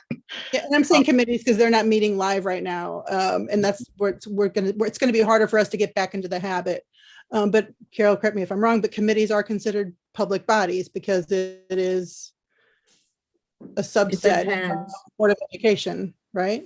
It depends, actually. But as far as that sentence that you have there, it's open-ended enough to capture other events should they happen. Okay, and then this part here on how to do it is just lifted again out of open meeting law summary of the legal phrasing. And when we're talking about expanded use of video conferencing, it's when the member's location is not open to in-person public attendance. For example, if I had to quarantine, I'm not going to publish my address because no one's going to come in here, but I would still be able to participate in this meeting because it would be in an extraordinary circumstance if we do a resolution and post these rules. So in order to do that, we need to have at least one public physical presence for the meeting, which we determined in the prior meeting would be the Greenburgh television studio at the high school building. A quorum of members are physically present there or in other publicly accessible locations. So for example, let's say it's a regular board meeting and I couldn't attend because I was quarantining. That's an extraordinary circumstance. You all could still meet at the high school auditorium and I could dial in and that would be hunky-dory, or some of you could meet in the auditorium and some of you could meet in the TV studio. Public would have access to those locations and I could still attend virtually because I'm using that extraordinary circumstance. And because the 6 of you would be there, that's a quorum and it would be a legitimate meeting. Now, if 4 of the board members needed to attend virtually and only 3 could physically show up at 1 or more locations, that would not be allowed. And I'm sorry I'm spelling all this out, but it's as much for my intake as for clarifying to the public. Just a clarification there, that won't be allowed unless there's the disaster declaration thing. Correct. Okay. Okay, the school board needs to adopt the resolution. Okay, and we have the written rules. Board members have to be seen, heard, and identifiable. So we have to have our names under our things. We have to be seen when we're voting and discussing. We can't just be on a phone. And heard, obviously. Public, okay, the public notice informs the public that video conferencing will be used. So that would go on the meeting announcements. The public may participate and provide comment virtually in real time if applicable. Okay. So my understanding of this is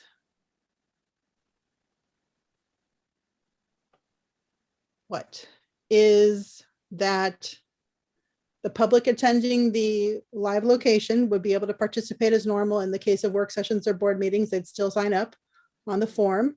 And if it's a committee meeting, they would participate if it's the type of meeting where they're able to participate. And if it's a board committee meeting, sometimes they participate and they're allowed to participate and sometimes they're not, if there's a consensus.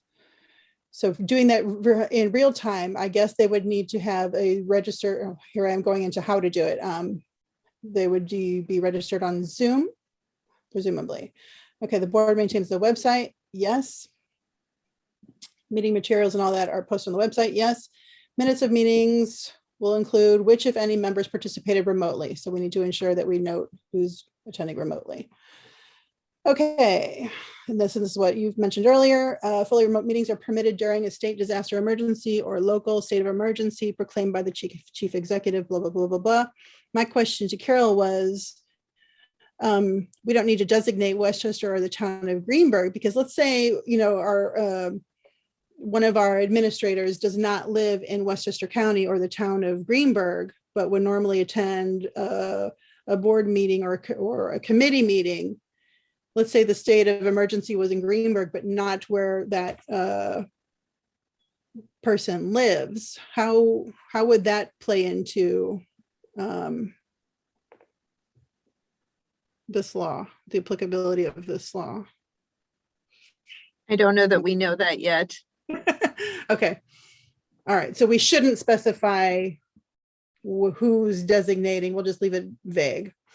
Okay. We'll get there later. Okay. So that's just me throwing that in there in the section near video conferencing. And then, of course, we go back to the specificity of the public comments for virtual meetings. What did I do here? Here, I incorporated a little bit of what I believe the new law says and our current virtual meeting public participation policy says, which everyone's, we have a little section down there. I just moved it up here. Okay. Okay, so when board meetings are held via Zoom or another online platform, whether partially or fully, the public notice for the meeting must inform the public that video conferencing will be used, as stated earlier. If the public body allows its members to participate remotely under extraordinary circumstances at locations that do not allow for in-person physical attendance by the public, and if the meeting is one in which public comment or participation is permitted, the same opportunity must be given both by remote technology or in person in real time. Phraseology as noted above. Okay. This little phrase is because I was trying to understand it. Okay. For regular board meetings or work sessions, requests must be submitted to the district clerk by email no later than 24 hours prior to the meeting. Requests to speak will be on a first come, first served basis. This is what we currently state in our virtual participation policy.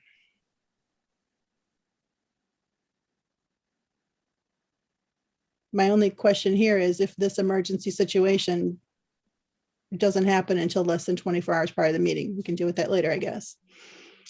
Or do we change this policy? Speakers will be permitted to speak for no longer than 4 minutes And this is what the current policy does, put a time limit on these virtual meetings to 1 hour because there were many more people attending. Okay. Our current policy also states that for online meetings, only registered speakers will be allowed into the session for the duration of their comments. All other rules apply to virtual meetings as are set forth in this policy. So under the new law, I guess we need to figure out if this is no longer applicable. For online meetings, would only registered speakers be allowed into the session for the duration of their comments? No, because theoretically, anyone could attend virtually. Is that correct, Carol? Well, you're not preventing them from attending virtually. You're just allowing them on the screen for the time that they're speaking. Okay. So they can still view the live stream. Right. They still have to be allowed to view the live stream. Okay.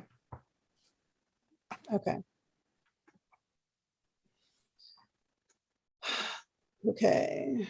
Not required when committee meetings are, okay. Then I just made little notes here on how this would apply to committees, but this particular policy only really talks about regular meetings. So this probably doesn't need to be here. This is me typing now. Such advance notice of public participation is not required when committee meetings are held via video conferencing, either partially or fully, because the I wouldn't put that here. I think you're going to confuse your audience. I agree.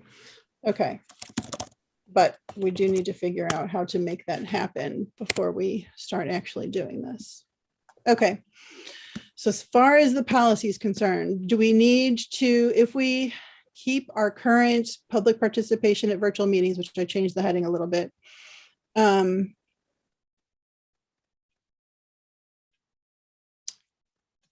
mean, Carol, you'll be reviewing this, I'm sure, you know, with a finer tooth comb than right here, right now.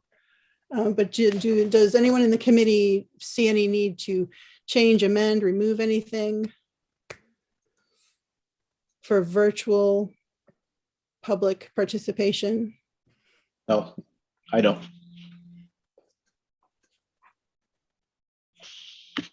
Okay. No, I don't. Okay. Then I think we've probably beat this policy to death and have covered everything, unless, Carol, there's something that I you'd like think to add. that, as you just said, once you've finalized it or get it into shape that you want it, we will look at it and let you know if there's anything else. Okay, so is it, if I change this a little, remove all these goofy things, is this something, okay, as far as process, we would present for discussion as part of, I guess, this committee report at next week's meeting, the changes we're suggesting to the full board, and then in the following meeting, it would be fully reviewed and presented to the public, and following that 30-day process. Walk me through the next steps on how to make this happen. I'm going to defer to Ivy on the amending board policy. I don't have it in front of me. So the board's policy on policy adoption is that it's presented at one meeting and then adopted at the following month's meeting. It says, I believe the wording says, when Trustee Valen and I looked at it, it said within 30 days. So usually the two regular meetings are within 30 days of each other. The process that we've been following or that has been followed pre-COVID was that a draft policy would go through admin review and attorney review. And once administration and attorneys have reviewed the policy and come up with with their recommendation, or in this case, the committee comes up with their recommendation and the attorney has reviewed and vetted, then the final form, if you will, the final recommendation is presented to the board for a policy review. And then if they're okay with the wording, then it would move forward to presentation and then eventual adoption. Because the full board may have more questions or request more amendments.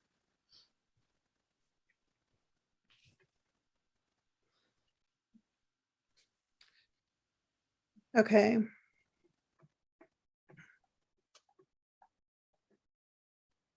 So between now and June 9th, there are 3 meetings. There's nothing that says that this has to be done before June 9th.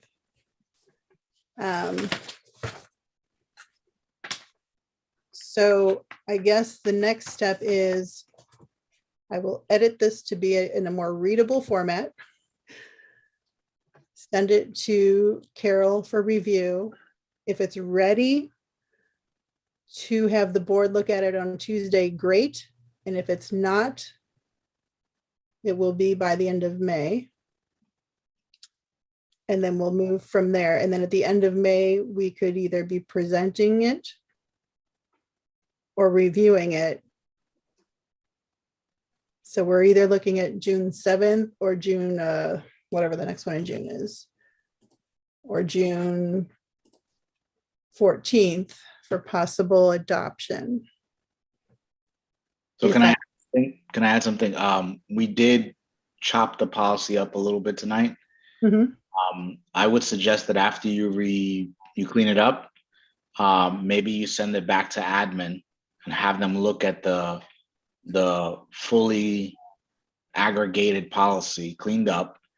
They can do what they normally do there, and then it would follow our regular policy anyways, which is then it goes to the attorney for review. And once the attorney goes through it and everything's good, then we follow our regular process. It's probably going to take a little longer than June, but that way we make sure we don't miss a step, because the other thing is we could have accidentally done something here tonight and we kind of went through it quickly, and admin has had a chance to see the new version and they might find something that we missed. So I think we should follow that process. Okay. And at my committee report on Tuesday, we need to give the heads up to the committees that as of June 9th, they need to plan for everything to be in person. Full stop until this is adopted. Well, we could do the resolution before then and post rules elsewhere before then. So I guess I need to ask Tracy or Dr. Iverson if there would be a resolution ready for May 3rd for adoption on May 24th to have that piece done. Just the resolution, it's not the policy. Yes, Ivy, we're gonna. Tommy slowly raising my hand. I think because it's a brand new resolution, perhaps Carol may have something. I don't know if any of her other clients have requested such wording, so she may have wording already. We can draft one if we don't have one. Okay, thank you. Okay.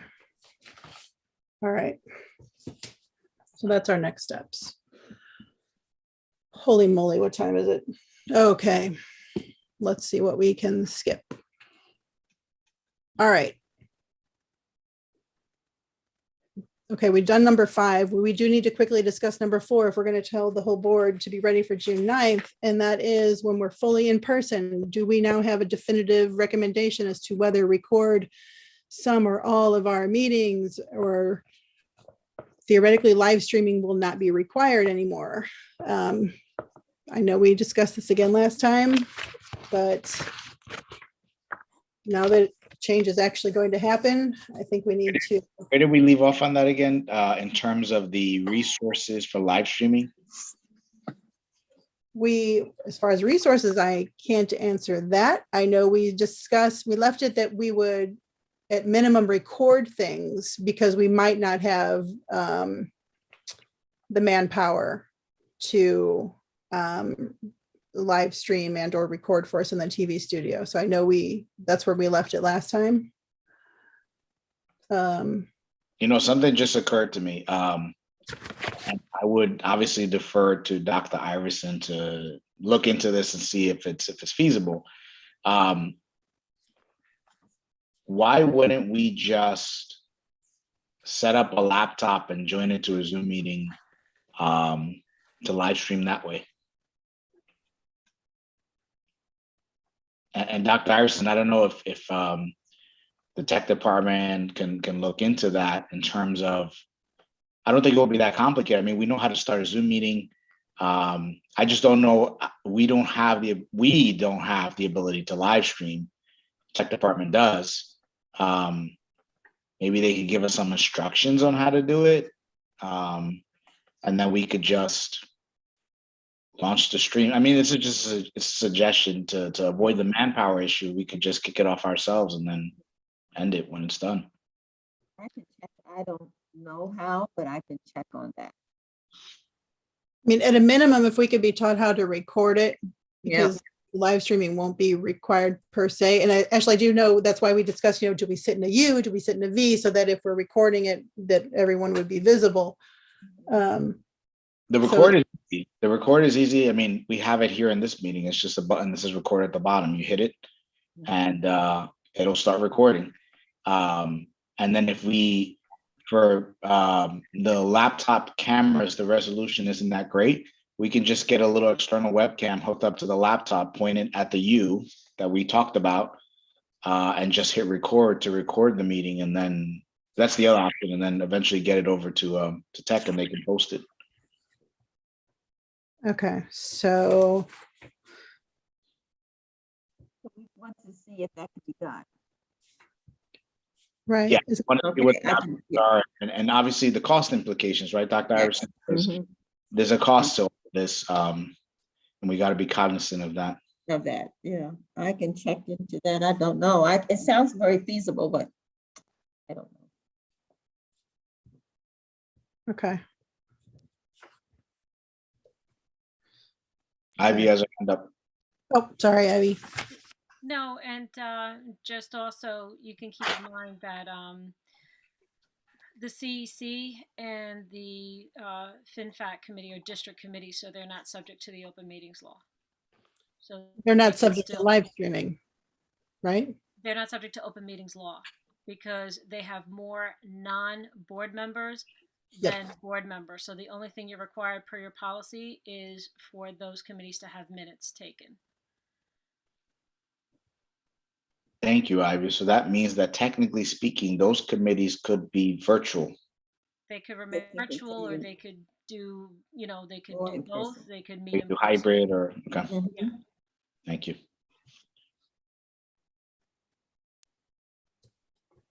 They're not subject to open meetings law, therefore they could remain virtual. I would suggest we keep those virtual, especially since those are the ones with the highest participation from the community. But that's just me. Well, I'm not virtual. I would definitely finance and facilities, because I do agree that we get more participation on finance and facilities when it is virtual, but actually CEC, from what I've seen, has actual less participation. Going to CEC meetings for many, many years, people came in person, and much more was discussed in detail. People felt more comfortable not being live streamed, but I don't attend those meetings now as a community member. Maybe community members would prefer the ones who attend, but I don't see more than 10 people on those meetings now. And in the past, we had many, many people attend, and many different people that I think are more limited now with the virtual that don't sign on. But I'm not on that committee, and maybe we should leave it up to the committee members to decide. I'd just like us to be consistent one way or another. For being consistent one way or another, and the rest of us all have to go live. Well, I mean, those are district committees though. And those are the ones where we want as much public participation as possible. So that's why I would suggest that those two remain virtual. That way you get the most opportunity for folks to contribute. If folks are choosing not to show up, that's on them. Those are the same folks that potentially won't show up in person either. But again, we can go either way, but that would be my suggestion. If we were to separate the committee, right now it's the community engagement and communications. So if we were to separate those, does someone remember which one is district committee, or were both of them district committees? Let me ask this, who determines what's a district committee and what's a board committee? Isn't it, besides the audit committee, isn't it really us? I don't know the answer to this.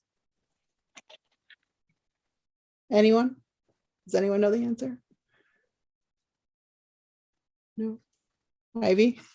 I mean, which ones you want to make as a district committee, or which ones are district committee just by the composition of it? Just no, who decides if a committee is going to be a district committee or a board committee? Like we have district committees and board committees right now, but what determines that label? The participation and the charge.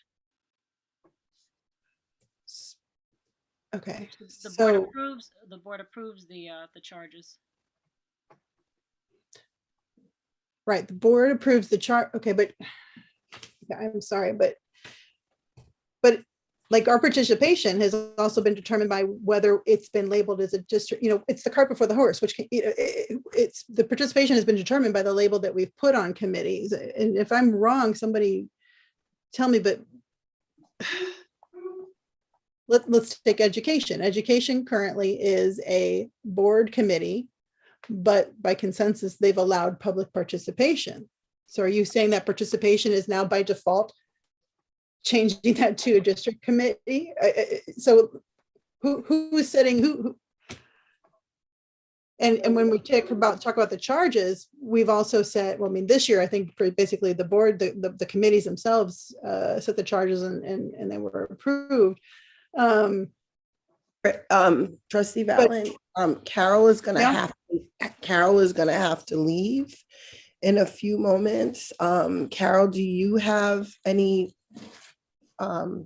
clarification on the board versus district committee and who designates which committee falls in which category? I can certainly get that for you, but I'm apologize, but I have to run. I have to make a quick train pickup. So I can follow up with you on that. Thank you. Okay. Thank you. And any other questions that come up, Ms. Valen, if you could just email them to me and I will get you the answers. Yep. I'll send you the new draft by tomorrow. Thank you. Thank you for coming tonight. Absolutely. Good luck. Good night. See you Tuesday.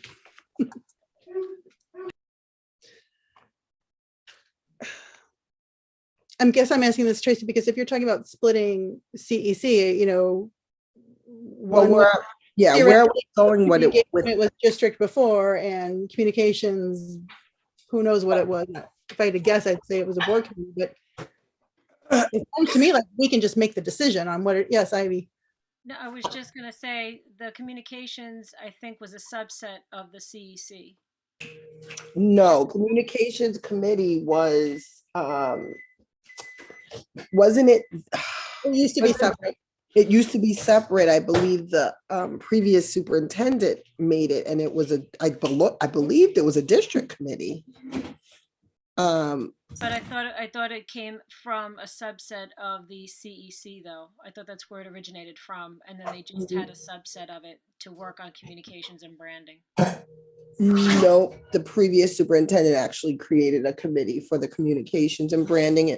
This was before we went virtual. When we went virtual, the CEC committee did have a website subgroup, and that was with our previous board president and a couple of community members and our previous technology person.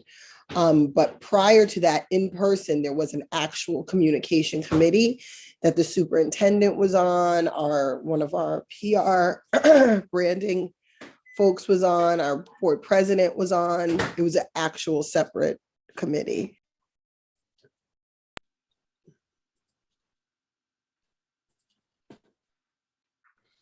I'm Right. not, Trustee Valen, I'm not sure if you were in that committee back then. Yes. could- No, I was not on communications. Could that have been an administrative committee then that Dr. Chase had set up? If it only had, if it has like just one board member and others on there, it could have been in a, I don't remember. Yeah, I don't remember who else was involved. I think the previous Board of Ed, previous PTA council president was on it. Okay, well, this discussion started with understanding that FinFAC and CEC are currently district committees, and because there's more public members than board members, we're not subject to open meeting law, and therefore could theoretically remain virtual. Because to Ashley's point, that more people may be able to participate that way. Tracy, you've expressed that we do not have a real, to me, and maybe I'm operating 6 years in the past, but to me, the community engagement really had community members come out. We had civic association members, many folks that are retired and that are not technology savvy, and I do not see them log on at all. They were coming out, people from Juniper Hill Civic Association over here in Parkway Homes. I did see the Parkway Homes president on the last CEC committee, but there are members that used to go to every single meeting in person and don't go online, which concern me because I don't know if the technology piece is creating some level of a barrier. I'm sure they could get help from someone if they were really, determined to make it. But community engagement to me is about going out and engaging the community, and being virtual is not going out and engaging the community. But I'm one person. So I don't know if the rest of the board may feel differently and is more concerned about ease of access. I'm more concerned about actually getting to the community members that we need to inform about the great things that are happening in our schools, or what people need to see from our schools in order to support our schools. And that is an outreach. That's not a log on and watch our meeting. It's a going out into the community. So I would want CEC to be able to be in person, but again, I'm not on that committee. My question, and the whole reason why we're having this discussion, is if we were to separate facilities and finance, if we were to separate communication and community engagement, does that change anything with the board versus district committees? But then we realized no one knows the origin of the board versus district committees. So the end result we want to get to is a recommendation as far as, do people go virtual? Do they all go live, or do they decide for themselves?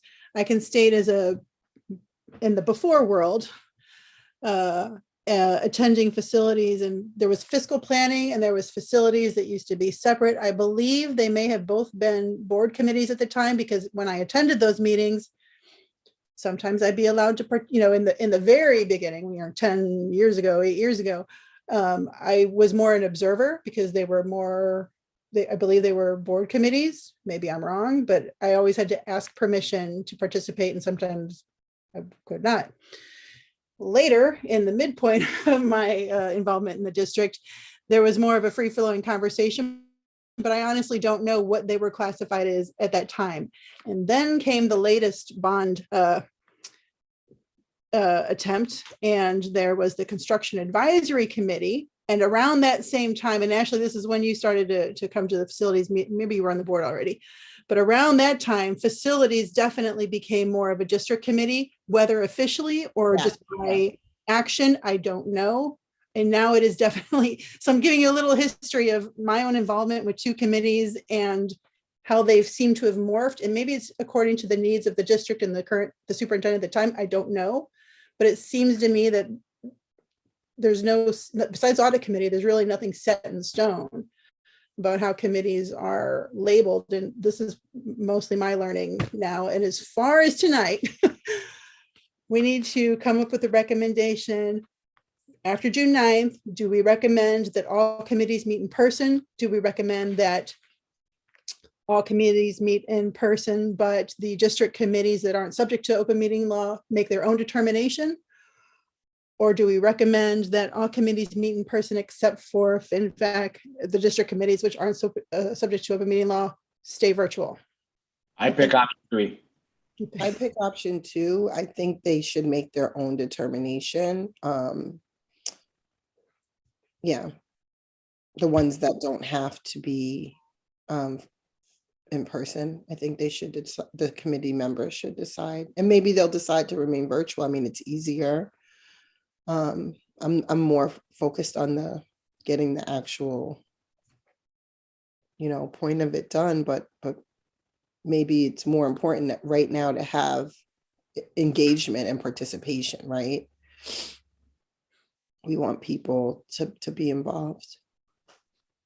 I'm gonna go with option 2 also. Sorry, Ashley. I think those committees should make the determination. As a former CEC member, I did like going because I wanted to see the different school buildings. That was one of the benefits of going to those committees meetings, because they float around to the different buildings.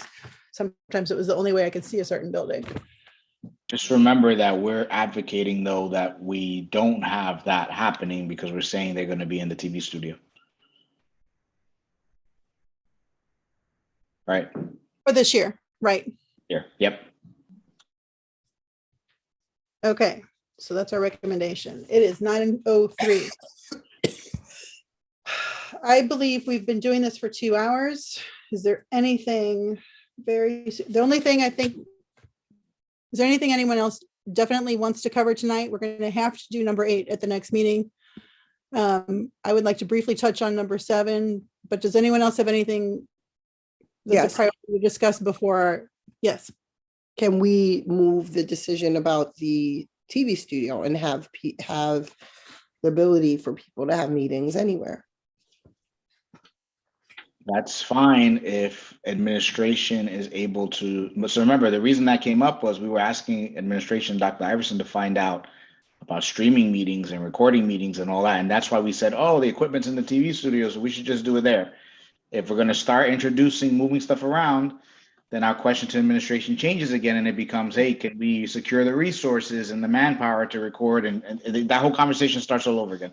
I'm We fine. don't have to, so I don't think we have to record every meeting, just like prior to COVID. Everything wasn't recorded. You had to actually go to a meeting, or you had to get the minutes and read the minutes or hear the report at the board meeting. I mean, come on, if we want people to be engaged, you actually have to engage. And I feel exactly the opposite. I feel we should be, but that's just me. So trustee Mears, are you recommending we move meetings around, or they just, so they're not all in the studio, or? So previous to COVID, Right. everything was not moved around. The only reason why I'm talking about moving around is because Trustee Valen referenced the CEC meeting, and that was community engagement, and that did move. That one meeting moved from building to building to the library. Sometimes I think we were at the TDYCC Center before. During the bond vote or budget vote, they would have meetings in different locations around the community to get buy-in.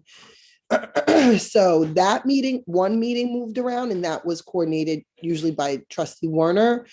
But other meetings, the finance meetings they had in the little theater in Woodlands, or when the mansion closed, but most of them were held in the mansion. That's where we had committee meetings. Education committee, we used to meet in the mansion, which was the administrative building.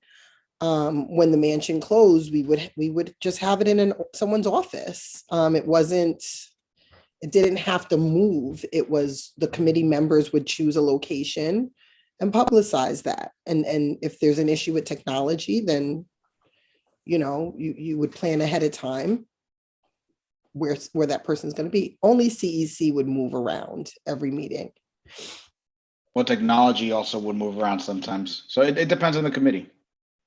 And the technology piece, I mean, it's something to revisit if you want. I mean, remember a piece of why we did choose these room where the TV room, because Steve Lewis, you know, has really said how it is very difficult to move around all that equipment. And so he's just kind of put that out there, how it's just hard for, to do that. So those meetings that historically were televised or not and moved around, and they were televised, you know, it did require that, all that movement. Right now with the staffing, it would be just hard for him to be able to, it's much easier for him to be able to be available to do the. And even without, I would agree. I think even without the staff and tech issues that we might have here, other districts have stopped all of the live streaming. Many of them have returned to, maybe they live stream their board meetings, but committee meetings and stuff, they return to normal business so that like normal business can get done. So I don't know. I mean, you know, what a majority of the group wants to recommend is fine by me, but we limit ourselves the more we try to be convenient as opposed to, you know, be in person. And that's where real conversation comes in. You know, you don't have this Zoom platform. You can hand out papers, you can have, you know, real, get into, I think meetings take longer on Zoom. I don't know, but.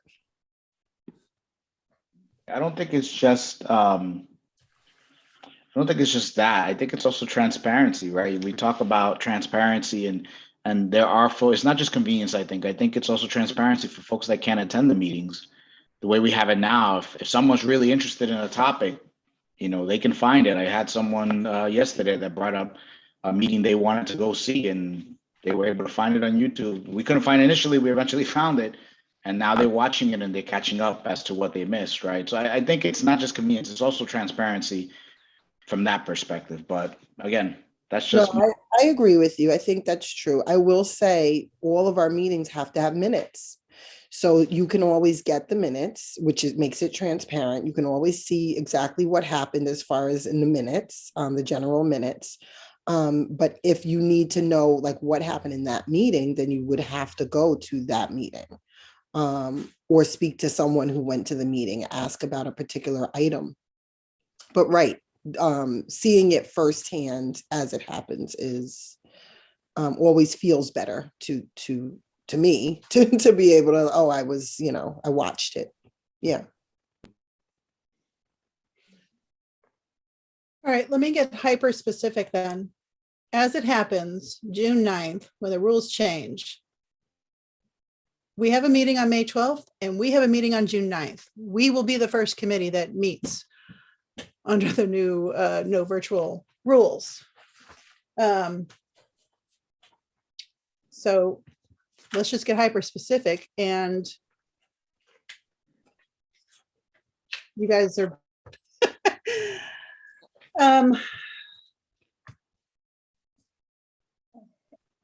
my thought process is I was going to say finish the year as is and let the committees decide what to do next year.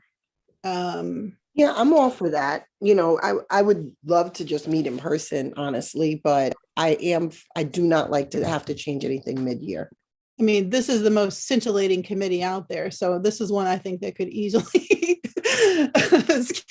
skip the YouTube. It's a lot of me reading policies, which is really boring. And I'd rather not have to do that. But you know, we could decide that we'll be the guinea pig for recording ourselves if Dr. Iverson is able to talk to Mr. Lewis and have, you know, a little camera to attach to our laptop, and we could be the guinea pig on how that works for that June 9th meeting and see how successful just the recording ourselves goes. The other committees that meet by the end of June are FinFac, which if we're recommending they make their decision, they'll have a month to do that, and Safety and Technology. Ashley, I don't know if you're going to be meeting on June 22nd, but that's on the calendar. And then I think as a full board, maybe the new board should have a discussion at the reorg meeting as far as what to do for the following year. I don't really want to punt the decision down the road, but thoughts?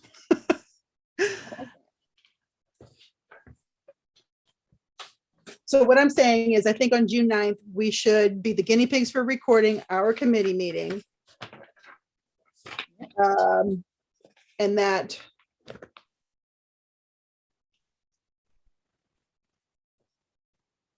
So you're saying we won't live stream that, we'll just record it, we'll have it posted after the fact, is what you're saying, right, for our meeting?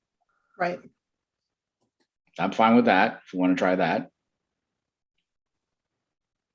And then we said we'd recommend that the FinFac and committee CEC meetings should make their own decision. And as far as for next year, yeah,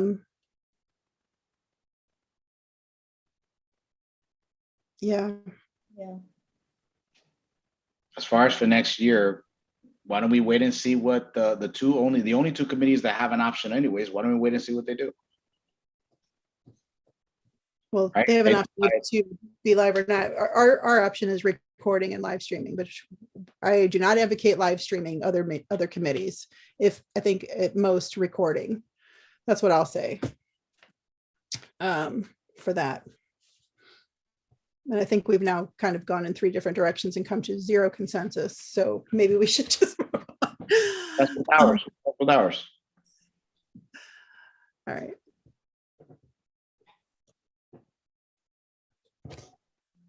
Okay, I know we need to end this meeting, but I just want to quickly point out for Dr. Iverson, according to policy 7410, curricular and extracurricular activities, there's supposed to be an annual review of the charters. I just wanted to point it out today because we are approaching the end of the year and we may start to get resolutions that are applicable for the fall. So I want to just put that on your radar to figure out how and when that will get done. And maybe we could get a summary of a time frame for that. I know in the past, board members, please correct me if I'm wrong. In the past, this was reviewed at work sessions. But I'm not going to state how it needs to be done. I just need to point out that we should do this before we start approving items for the fall. Yeah, so in the past, the board would get a, which I think we had this year, a description charter of each club or group. And if there was any question, we would pose a question. Obviously, the administration did their evaluation thing as well. But that's kind of how it was done. I don't recall having done that this year, but I may have a faulty memory. I thought she got us a description. Dr. Iverson, did you give us, I feel like I saw a description of some of the clubs. Early in No? the year, you're talking about really the fall. Yeah, Yeah, I remember, yes. I mean, we discussed it briefly, but we hadn't like sat down with the book of charters and Okay. attendance records and all that to see if okay. there were clubs and entities that were going to continue. So before we start approving positions for the fall, I thought we should review what's happened this past year to see what will continue or discontinue for next year. Absolutely right, Trustee Valen. We didn't do like a, what you're saying, which is like an audit of the attendance, the charter and such. No, we didn't do that detail. Okay. I'm going to propose, since it's extremely late, that we table items 6, 8, and further until the May 12th meeting. Does anyone else want to address any of those items or anything that's not on the agenda before we adjourn? Okay, hearing, yes? I do want to ask, when will we look at whether or not the board wants to post our, what do we call it, collective bargaining agreements, major contracts? When will we look at that? And maybe the board doesn't want to, but when would we do that? Well, I believe we left it where Ivy and Dr. Iverson, we're gonna look for a regulation from Erie One on implementing document disclosures.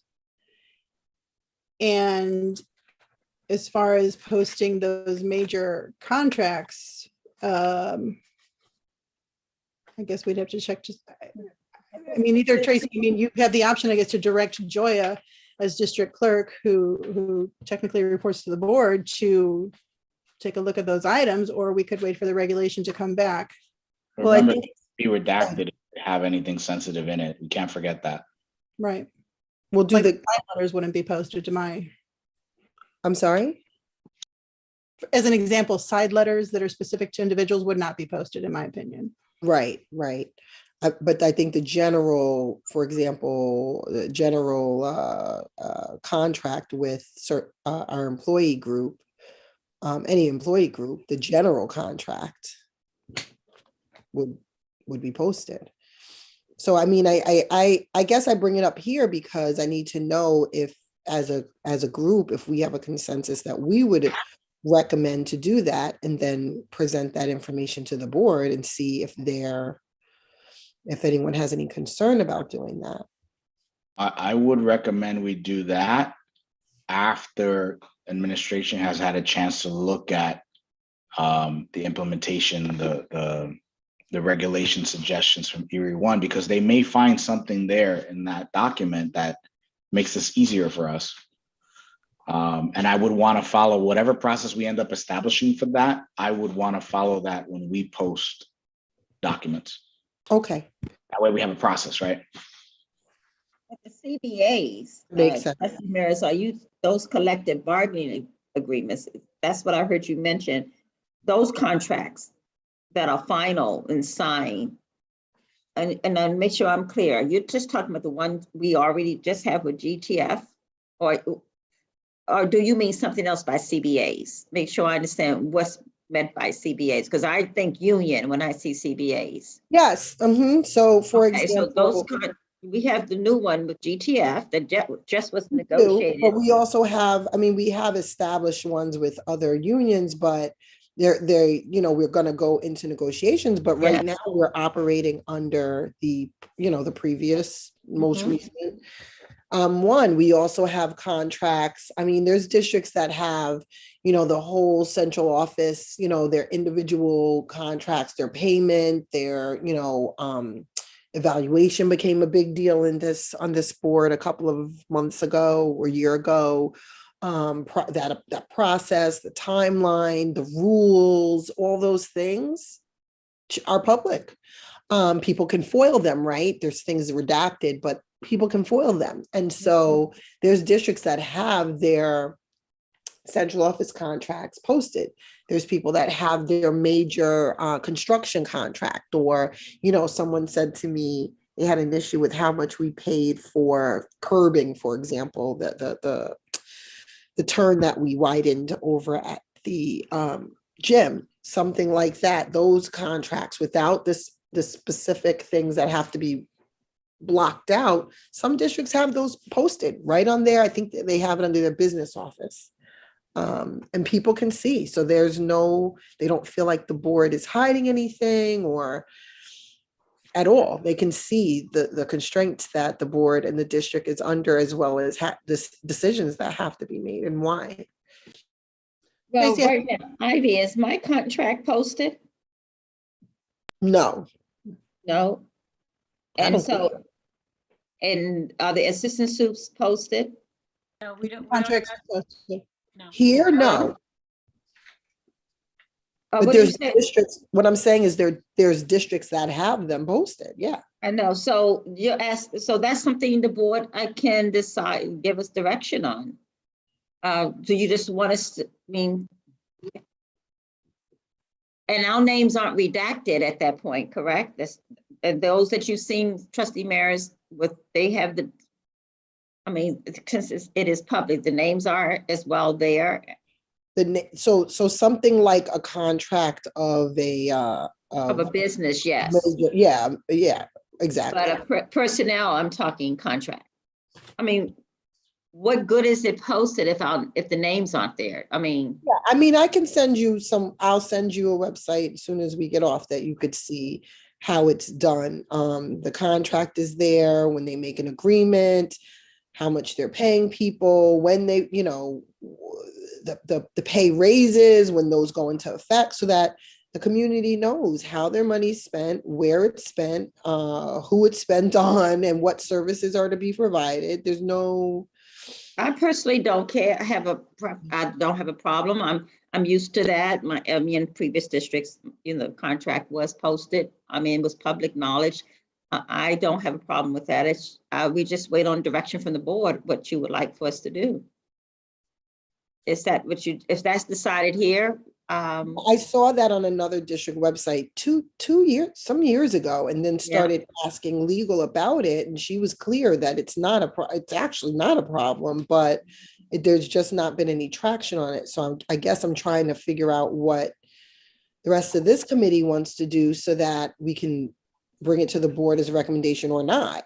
I don't know.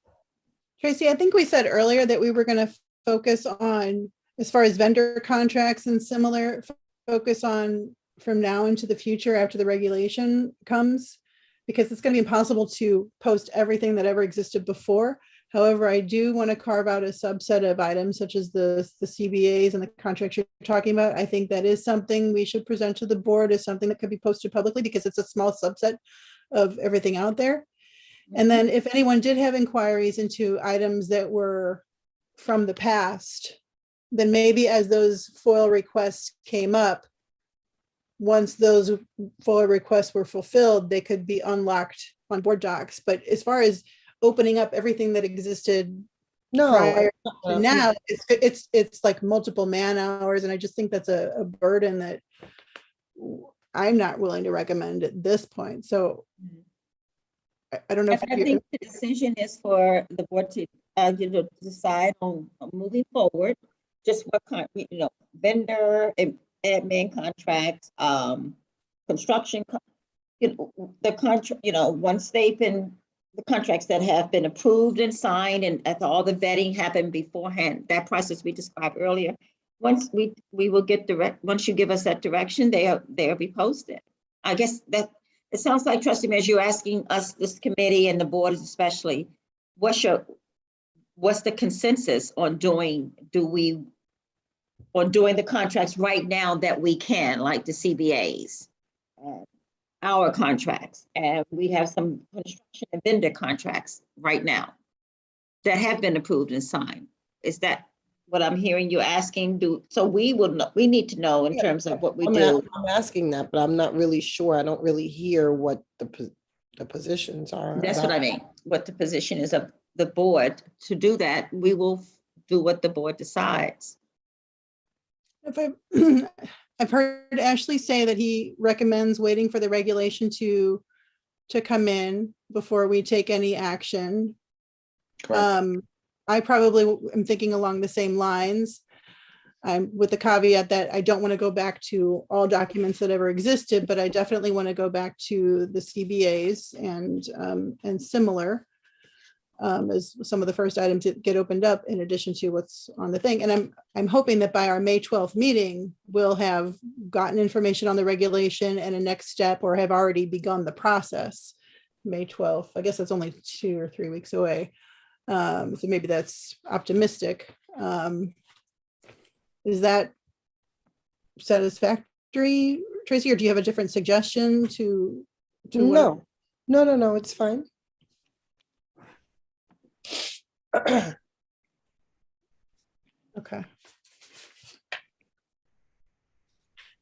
Okay, it is 9:25. Do I hear any other topics to be discussed or any motion to adjourn? I'd move that we adjourn the meeting. Second. In favor? Aye. Meeting adjourned at 9:26. We'll see you on Tuesday. Good night, everyone. Good night, everyone. Good night.